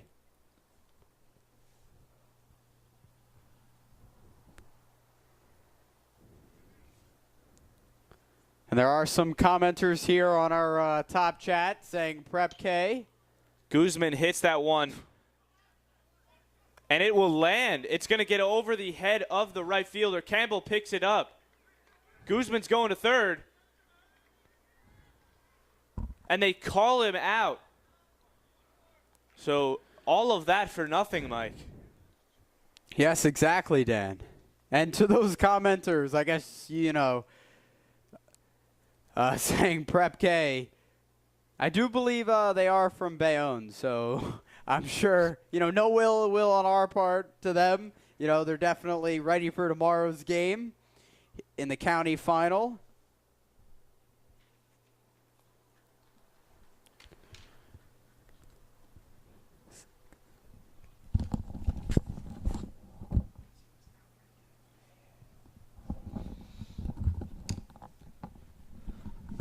So Jeremiah Guzman tried to make it to third.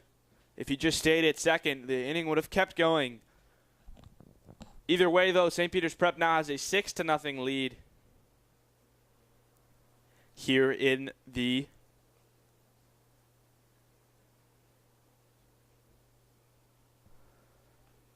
fifth inning.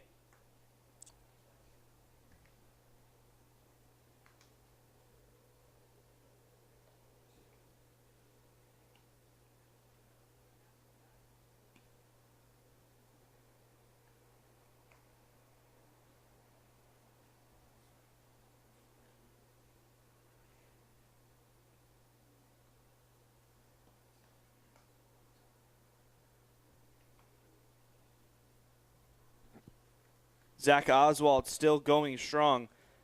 He's pitched 62 solid pitches in this game, only giving up one hit.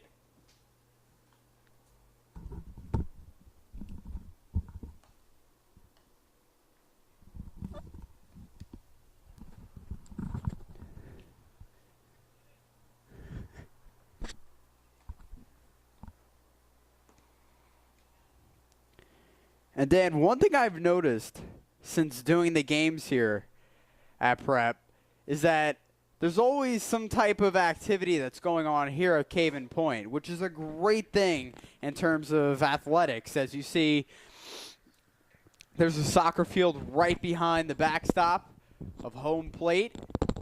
And also in the far corner, there is a softball field and a 7 to 9-year-old league field as well, as the camera pans over in that direction.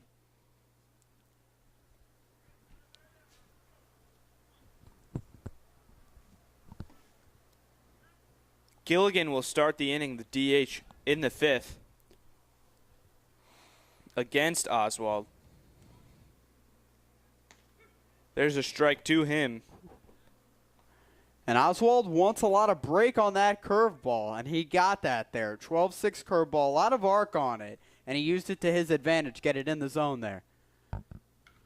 That one is drilled towards Jack Carey. It stays in play, and he'll make the tag out on the bag at first. And the prep program is lucky to have an athlete like Jack Carey, who is a 5-tool player. He can do it all. He has the speed, the power. He can field. He can pitch. He can throw well. So Prep will definitely miss him next year. So Karamusa now, the third baseman.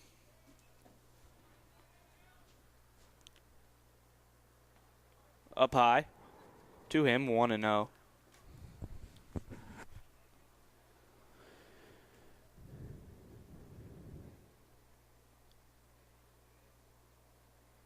Oswald's pitch in there.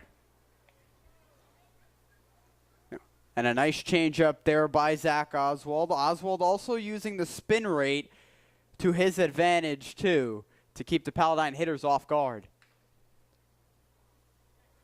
That ball's hit foul.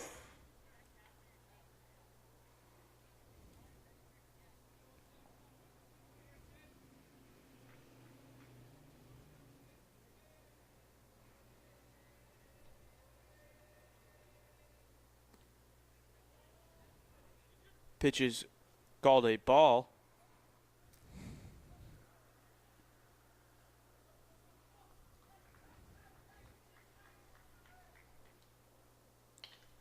That ball's hit hard into center field. Guzman is there, and he'll make the play. So there has been an outfield change. Guzman is now at center field. And Sean Demo in right field.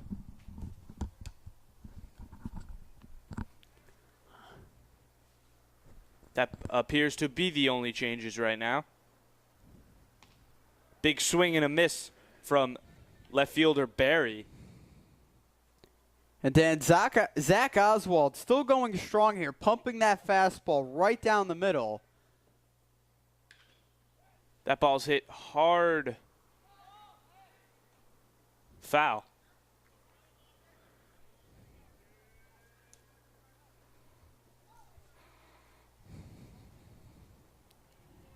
And then as big as Caven Point is, you know, the ball has traveled great distances so far tonight, which is a testament to the power of these hitters on both sides for Prep and Paramus Catholic.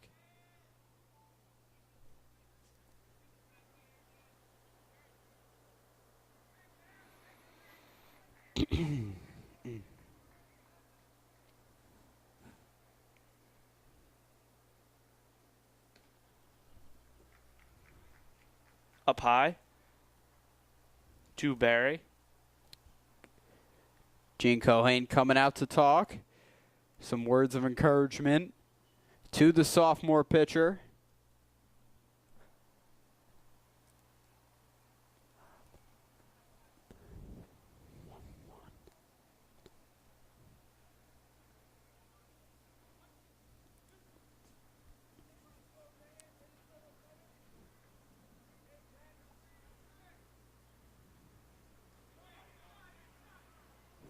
They're going to throw it over to first base for the final out. He swung, so it's going to be a strikeout again, Mike. And Eugene makes the play this time at first to throw it over to first. And if you're Coach Laguerre, you can't be any more happy with how Zach Oswald has been able to mix up his sequence of pitches by implementing breaking balls and fastballs and mixing it up in the zone and in all the areas of the zone to keep the Paladins on their toes and not really get comfortable up at the plate.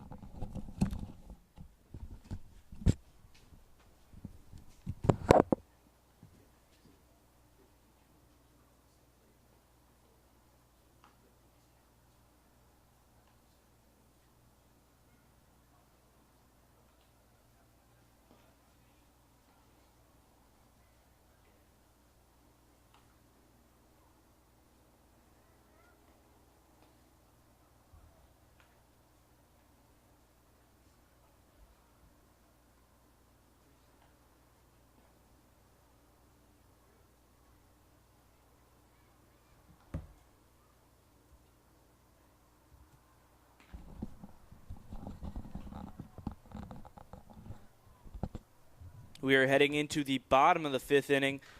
The Paladins have still not scored any runs and have still only gotten one hit against Zach Oswald. He's thrown 74 pitches. He's really been lights out in this game.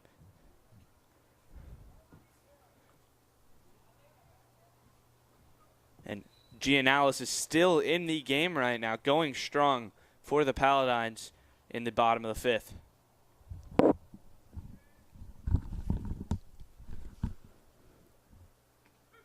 Strike to Jared Rosso to start the bottom of the fifth. It is 8-0. 2 runs crossed the plate before Jeremiah Guzman was out at third in the fourth. Pitch in the dirt there, 1-1. So that drove in 2 more runs to make the game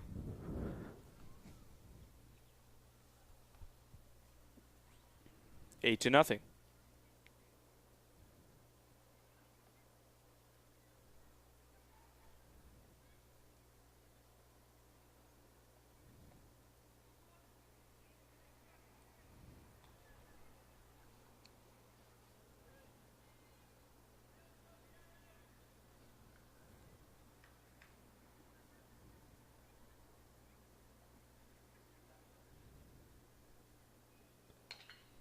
That is grounded towards the second baseman.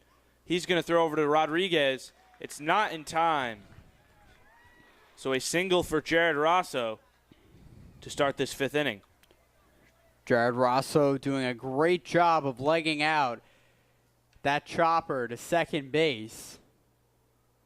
And on a day where it rained, the turf surface and the infield surface is slick, so it's harder for the infielders to get comfortable and find a nice spot to field each grounder. So now Thomas Ganaway with no outs and Jared Rosso on first base is back up to the plate. He has doubled and popped out in this game. And there's a ball to him, pitch number 88. Rosso taking a lead off of first base. Giannis looking over. Pitch is hit high in the air towards Campbell in center field. But Mitsutani calls him off before he makes it there for the first out. Roy Mizutani doing a nice job of being a field general there on the left side of the infield and taking charge and calling off his teammates.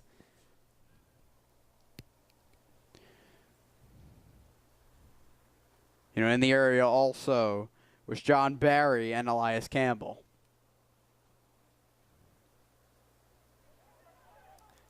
In the dirt, Jared Rosso not going to go, though, as Lubinsky is able to get control of it pretty quickly.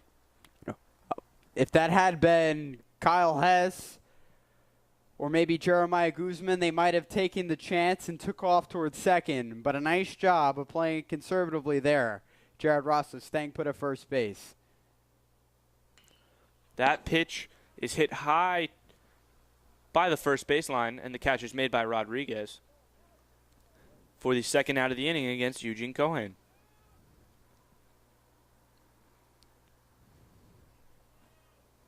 Here's Sean Demo, the substitute for Corral Cattle. Jeremiah Guzman shifted over from right to left. Demo into the game now, up at the plate. Demo, a player next year who's going to have a huge role on this team.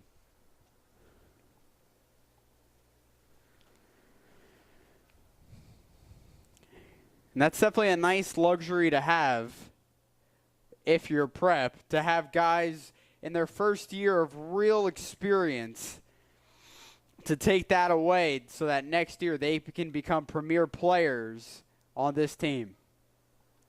So the first pitch from Giannalis to Demo is in the dirt for a ball. Rosso staying put at first base. Lubinsky doing a nice job of blocking it behind the dish. 2 outs. Rosso at first. 8-0 game. Prep has a commanding lead and a big swing and a miss from Sean Demo. 1-1 count. Giannis doing a nice job of fooling Sean Demo there with that off-speed pitch. And Demo was swinging for the fences but could not come up with any contact there. Up high again. Lubinsky thought Rosso might go. He pulls back. So on that pitch out there, as Dan just mentioned, you know, Rosso stays put at first base. Lubinsky looking to throw down, but he did not. Another swing and a miss from Sean Demo. So now full count. And a nice job there by Giannis by working in the fastball along with the off-speed pitches in that sequence. Looking for the last out of the inning is Giannis. His pitch in there for a strike, and he gets the last out. He has Sean Demo looking. So if that is the last time we see Jerry Giannis today, that is the note that he wants to go out on as he rings up Sean Demo to end the inning and stop the bleeding here as his Paladins trail by 8 runs, 8-0 here as we enter in the top of the 6th. He finished with 1 walk, 3 strikeouts, and he hit 1 player.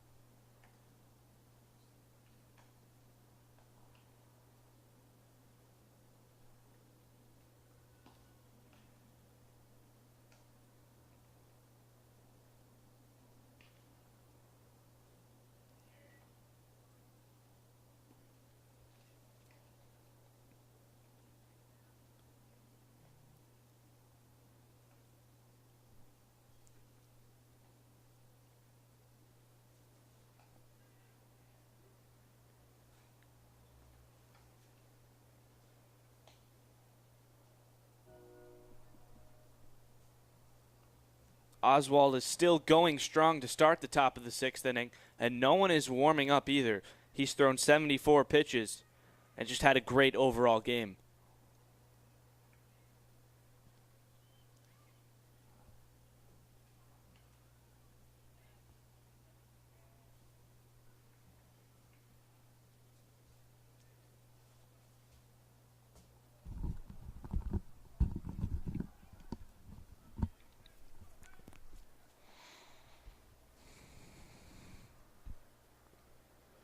Prep has a 8-0 lead against the Paladins. They're looking to get something going here as they now only have 2 more chances to score 8 runs.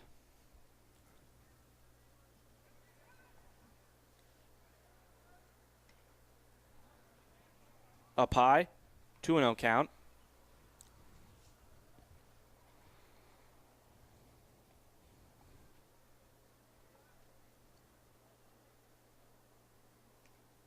Just outside.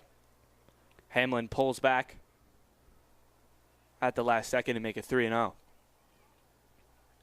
And Zach Oswald has been a saving grace for this starting rotation in a way. There's a strike.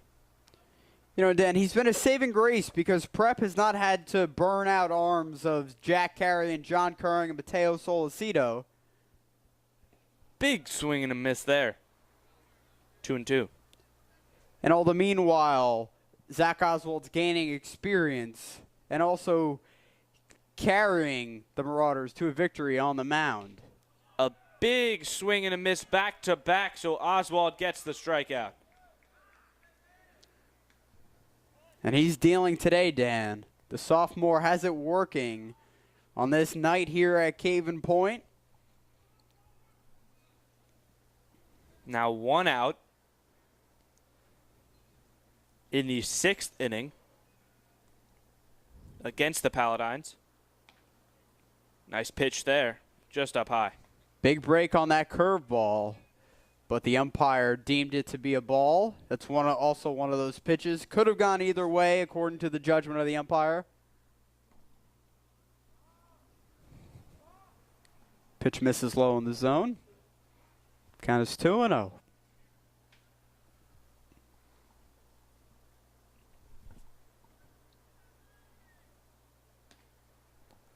Up high 3-0. You see Eugene telling Zach to calm down. Look for this pitch to be a fastball right down the middle. We'll see if Campbell gets a green light here. There's the strike that Zach Oswald needed. Right down Main Street. And now it's 3-1. But there's the pitch in the dirt, so Zach Oswald gives up his first walk of the game to Campbell here in the 6th inning.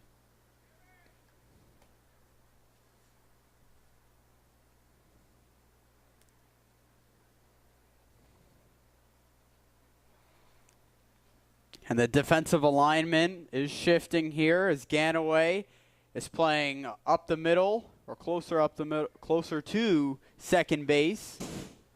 And he's playing deeper in the infield here. Pitch in the dirt. Count is 1-0. Eugene makes a good play by keeping that in front of him. Yeah, nice block there. Nice stop by Eugene Cohane.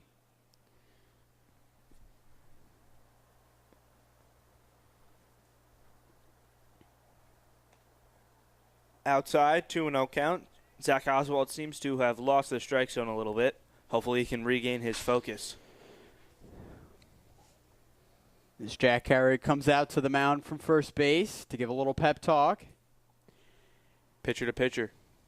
And Dan, Gene Cohane has been such an important role. He won the Dan Cooney Award, the inaugural Dan Cooney Award winner, very deservingly so. And we're very proud and happy for Eugene.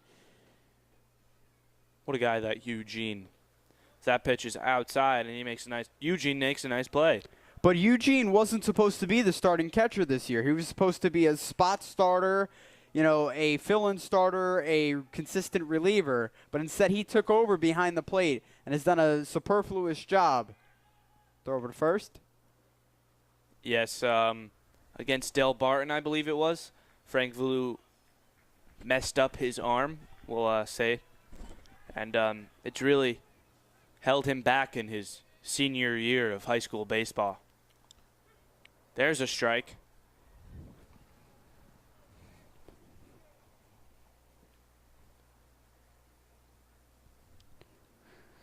Someone now is warming up as we are midway through the 6th inning. That is grounded to Kyle Hess. He makes a nice play. Going for the double play. Ganaway's throw is not in time. But they get the one out.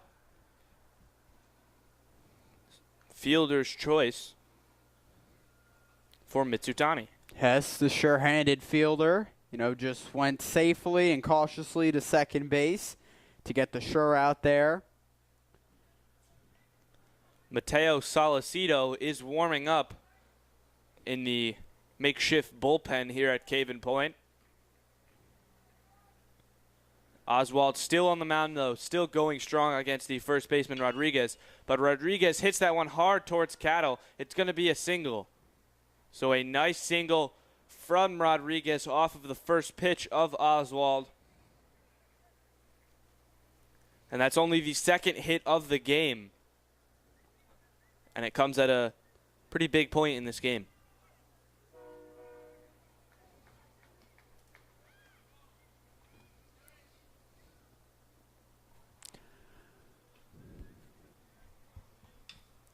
Labinski, the catcher,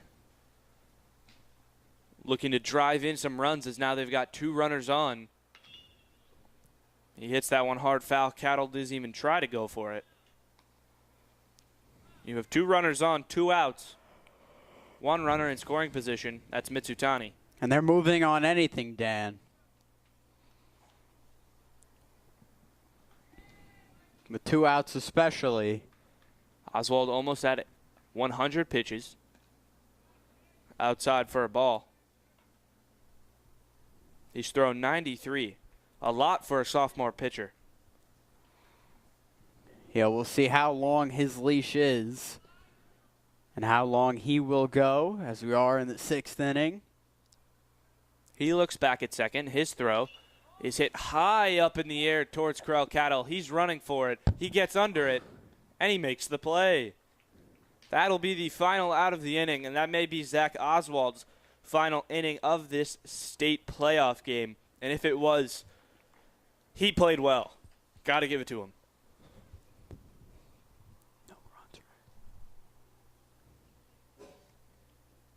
So through 6.5 innings of play, 5.5 innings of play, Prep has an 8-0 lead over the Paramus Catholic Paladins.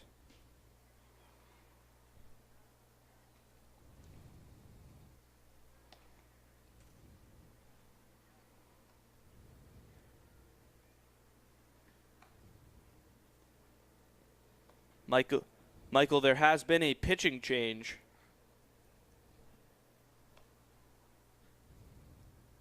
Number 41, Jordan Adrovo, is now in the game.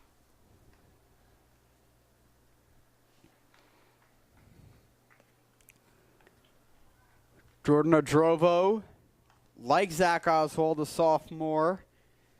So he'll come in relief, the righty, as he looks to stop this potent Prep offense. So he'll get some time to warm up. The inning is going to start with Kyle Hess, just like many innings have here in the 6th. 8-0 game. Don't quote us on that. Or do. We do believe it is an 8-inning game, although we do not have a functioning scoreboard or any statisticians like any normal major league game has. But we are keeping score and keeping track. And from our statisticians, which is Dan Marr, or our statistician, no need to pluralize it there, the score is 8-0. Yeah, mistakes were made during the Jeremiah Guzman out at third base. But But from, the stats, the analysis, it is 8-0. 8-0 ball game here on the Nation Station, brought to you by TV Studio Club of Saint Peters Prep and the BJ Giannone Media Center, which TV Studio utilizes. And we're underway here to start off the bottom of the 6th. We appreciate you tuning in here. And Prep is not K, so to those 2 commenters, you are allowed freedom of speech, and so are we. But we do appreciate you tuning in here.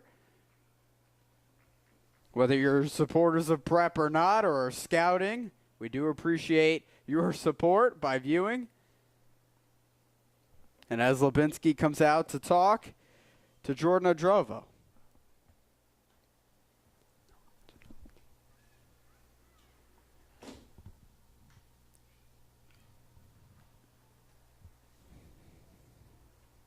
And Kyle Hess is the leadoff hitter in the bottom of the 6th.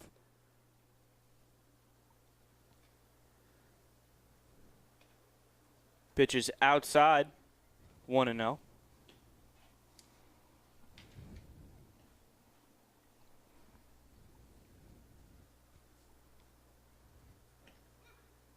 There's a strike, Odrovo's first of the game.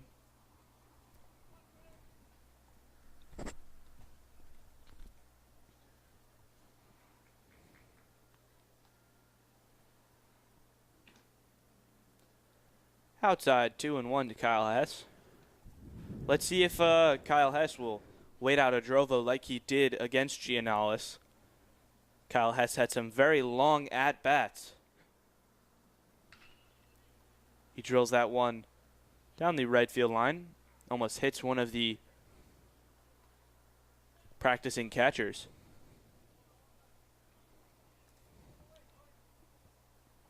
Two and 2 count to Kyle Hess.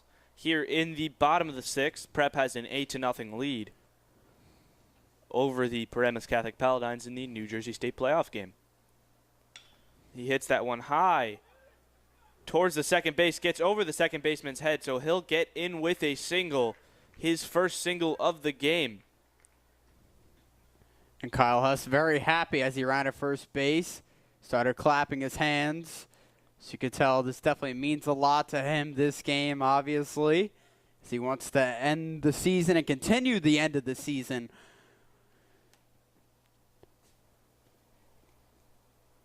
And Prep is playing the first half of a back-to-back. Tomorrow they will play the Bees of Bayonne in what looks to be a competitive contest. Jack Carey will be the starting pitcher.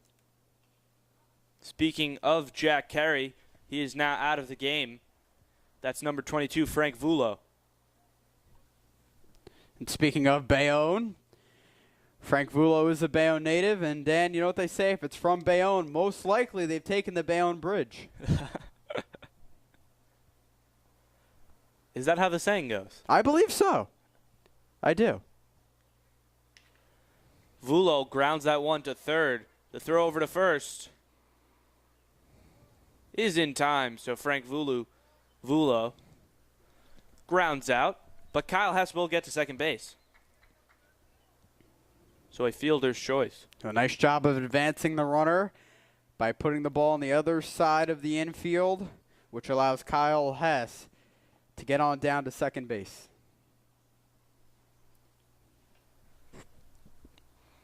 And Dan, that is a great saying if it's from Bayonne. Most likely they've taken the Bayonne Bridge, because it's true.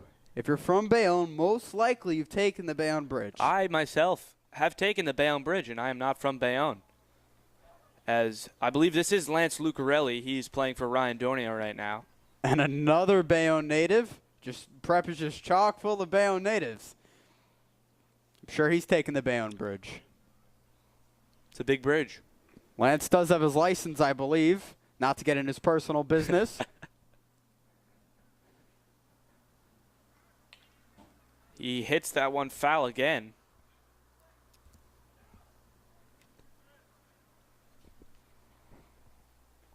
Yeah, and Dan, I don't know too many people who haven't taken the Bayonne Bridge that are natives of Bayonne or Staten Island. or the Hudson County area. I've never heard of the Bayonne Bridge. Well, now you have. Isn't it under construction? Swing and a miss from Lance Lucarelli. Yeah, it is. They just put a new level. So he actually, that was strike number 3. So Lucarelli strikes out. Sorry, we're getting distracted over construction of a bridge. This is Corel Cattle with 2 outs and a man on second.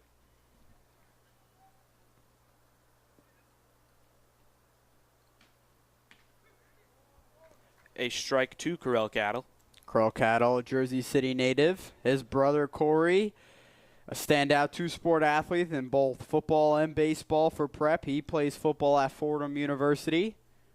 Corel Cattle will be continuing his studies at Coastal Carolina University. That pitch is outside. Kyle Hess thought about stealing. Stayed put. Yes, he did.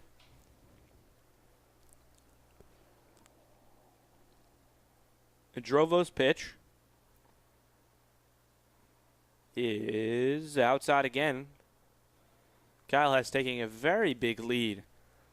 Right now, Lubinsky doing a great job of keeping him at second.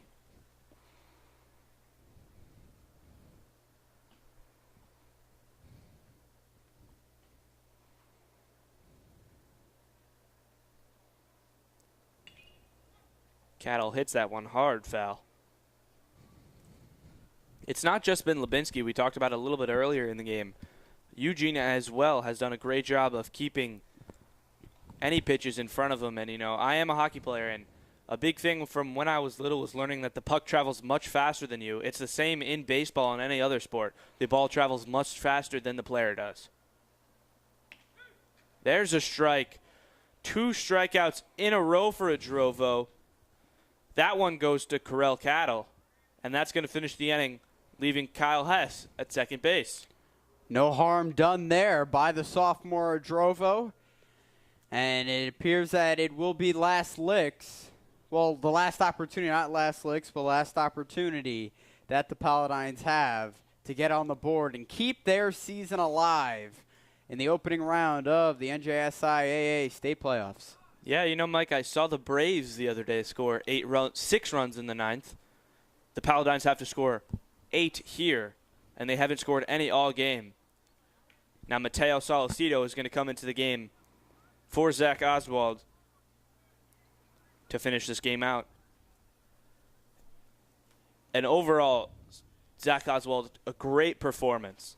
He only had 1 walk, gave up 2 hits,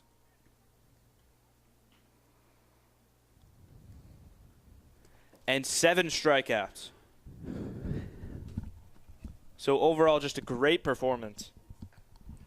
And Jeremiah Guzman has shifted out into center field for the Marauders. That is not the only change. We mentioned earlier Sean Demo now playing right field. And Andrew Chaparro has taken the spot of Thomas Ganaway at second base. And Kyle Hess also appears to be out of the game. I believe that is Ray Ortiz. So some changes have come here in the last inning.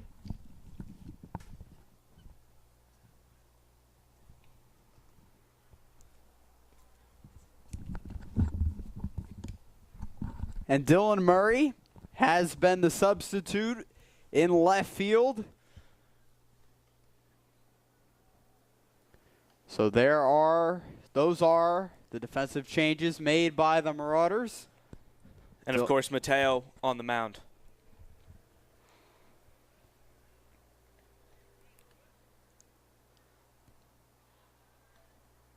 Carey still at first. Rosso still at third.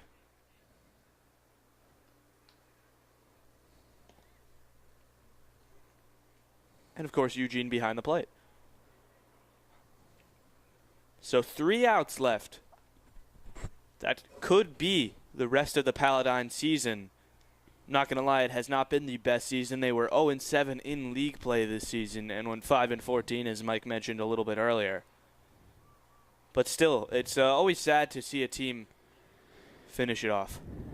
As opposed to the Marauders being 11-0 in county play, and they'll play tomorrow night in their county championship game, and 21-4 overall.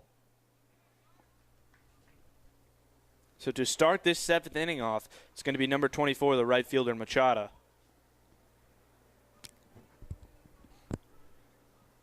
Mateo's first pitch, just upstairs.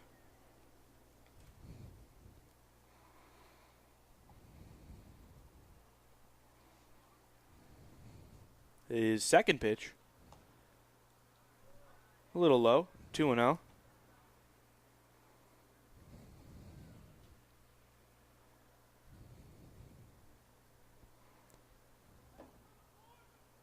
Down low again, Eugene does a decent job of keeping that one in play.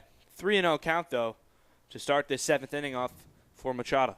And that breaking ball missed in the zone. Nice block there by Gene Cohane. Cohane motioning to Solicito to settle down as he falls behind 3-0. Look for a fastball to come right down the center of the plate. There's the strike. Not down the center of the plate, but it made it into the strike zone, so 3-1 count.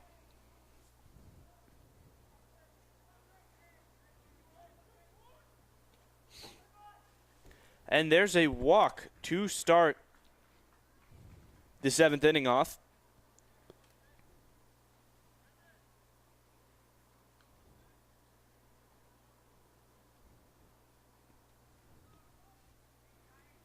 And now the left-handed hitter, Gilligan.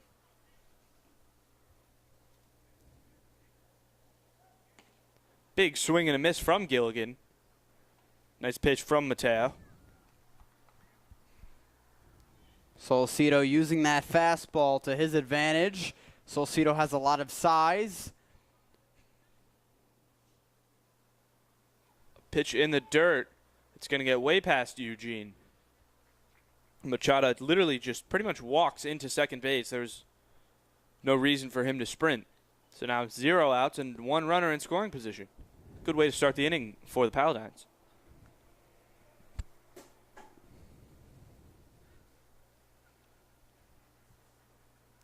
So mini meeting out on the mound as Jack Carey looks to be helping Mateo with a hole out there to get him comfortable on the pitcher's mound. So Oswald started the game against Kearney. We were at Mike, and then it got rained out. Me and Matthew Russell finished the game, and Mateo Solicito came in for Oswald, and he really pitched a great game. He pitched, I believe, 6 innings, but there he hits Gilligan. So now you have 2 runners on 1 runner in scoring position and no outs.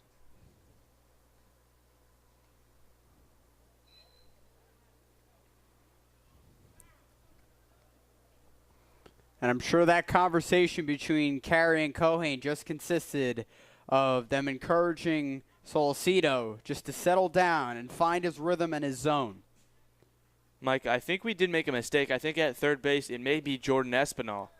I'm not completely sure. Yes, it is Jordan Espinal. We did not pick that one up. Our apologies to the viewers at home watching. But we are out in center field, so it's not easy for us to pick everyone up who is out there. So we hope you bear with us. Hit high in the infield to Ortiz, and he'll make the play for the first out. Ortiz, another Bayonne native. So Caramusa gets the first out, and now left fielder Barry, who honestly has pretty much had a really good game, considering the fact that the overall Paladins' performance has not been great. He has not gotten on base offensively. That pitch is way up high. But on the defensive side of the ball, a lot of pitches have ended up going in his direction off of the Saint Peters Prep bats. And he's recovered very well, holding a lot of people. I mean, this game could definitely be much larger than it is. A big swing and a miss, though. Make it 1-1.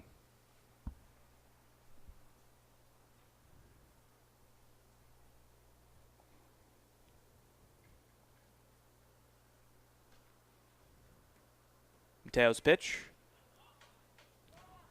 Just upstairs. Right at the corner of the strike zone.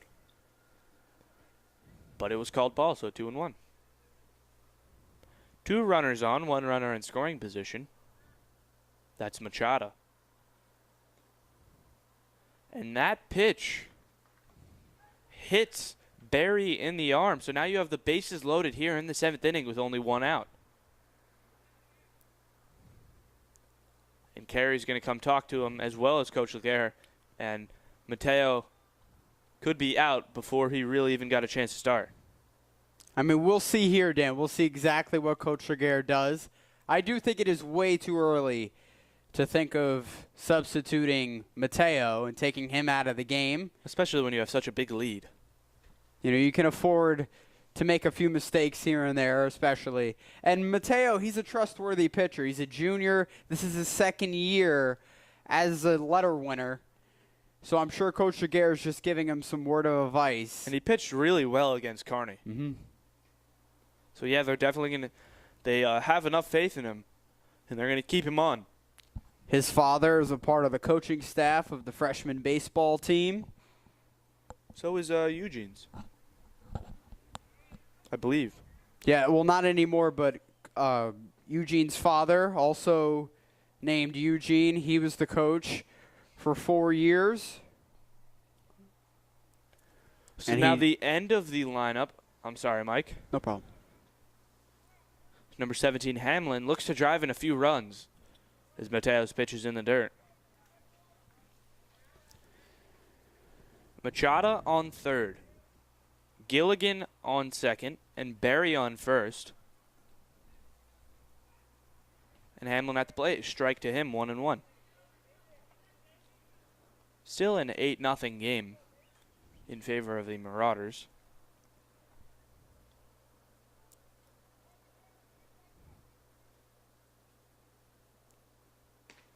Big swing and a miss from Hamlin there. Solcito just blowing that fastball right by Hamlin, and Hamlin could not catch up to it. So 1-2. Look for a pitch low in the zone. That's my prediction. Not always right.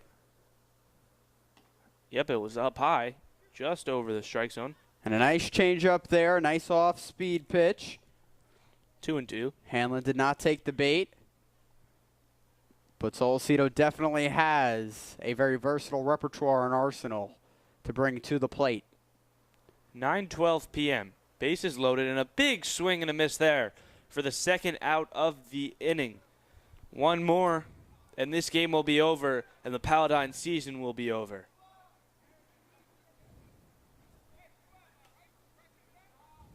It all really comes down to Campbell. Can he drive in a few runs?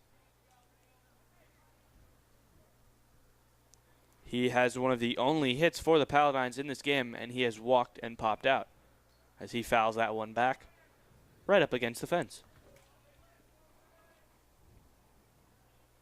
Mike, I'm not completely sure what will happen if St. Peters Prep wins today. They are number 5 in the state, so they may have another home game, but I'm not completely sure. Do not quote me. Please. Check over at second. And that throwback to second base nearly hit Tyler Gilligan on the head, but he avoided, contact to the helmet, which is always a good thing. Pitch outside. Eugene does a great job of hanging on to it as it could have resulted in some runs. It was a pitch away, but a nice job of Cohane using his reflexes and his outstretched glove to maintain. My apologies. A ball called. Mike, what were you saying? Eugene Cohane just did a nice job of staying in front of the ball and keeping track of it. Mateo's pitch. Big swing and a miss from Campbell.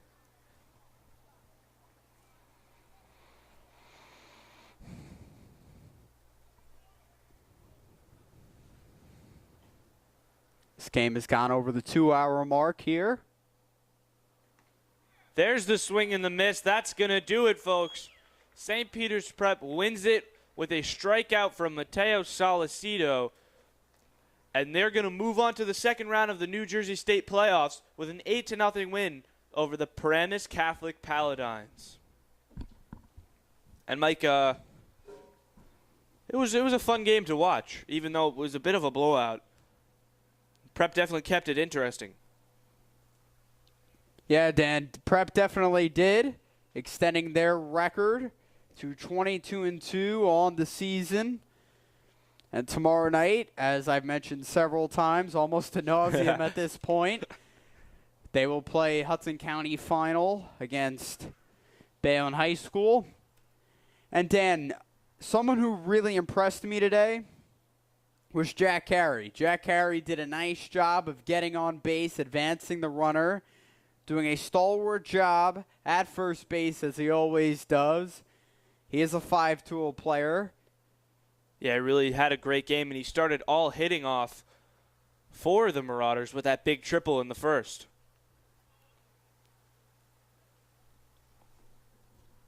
So we thank you for tuning in here tonight. Alongside Dan Marr, I am Michael Daly. We will be here tomorrow night as Prep takes on Bayonne High School.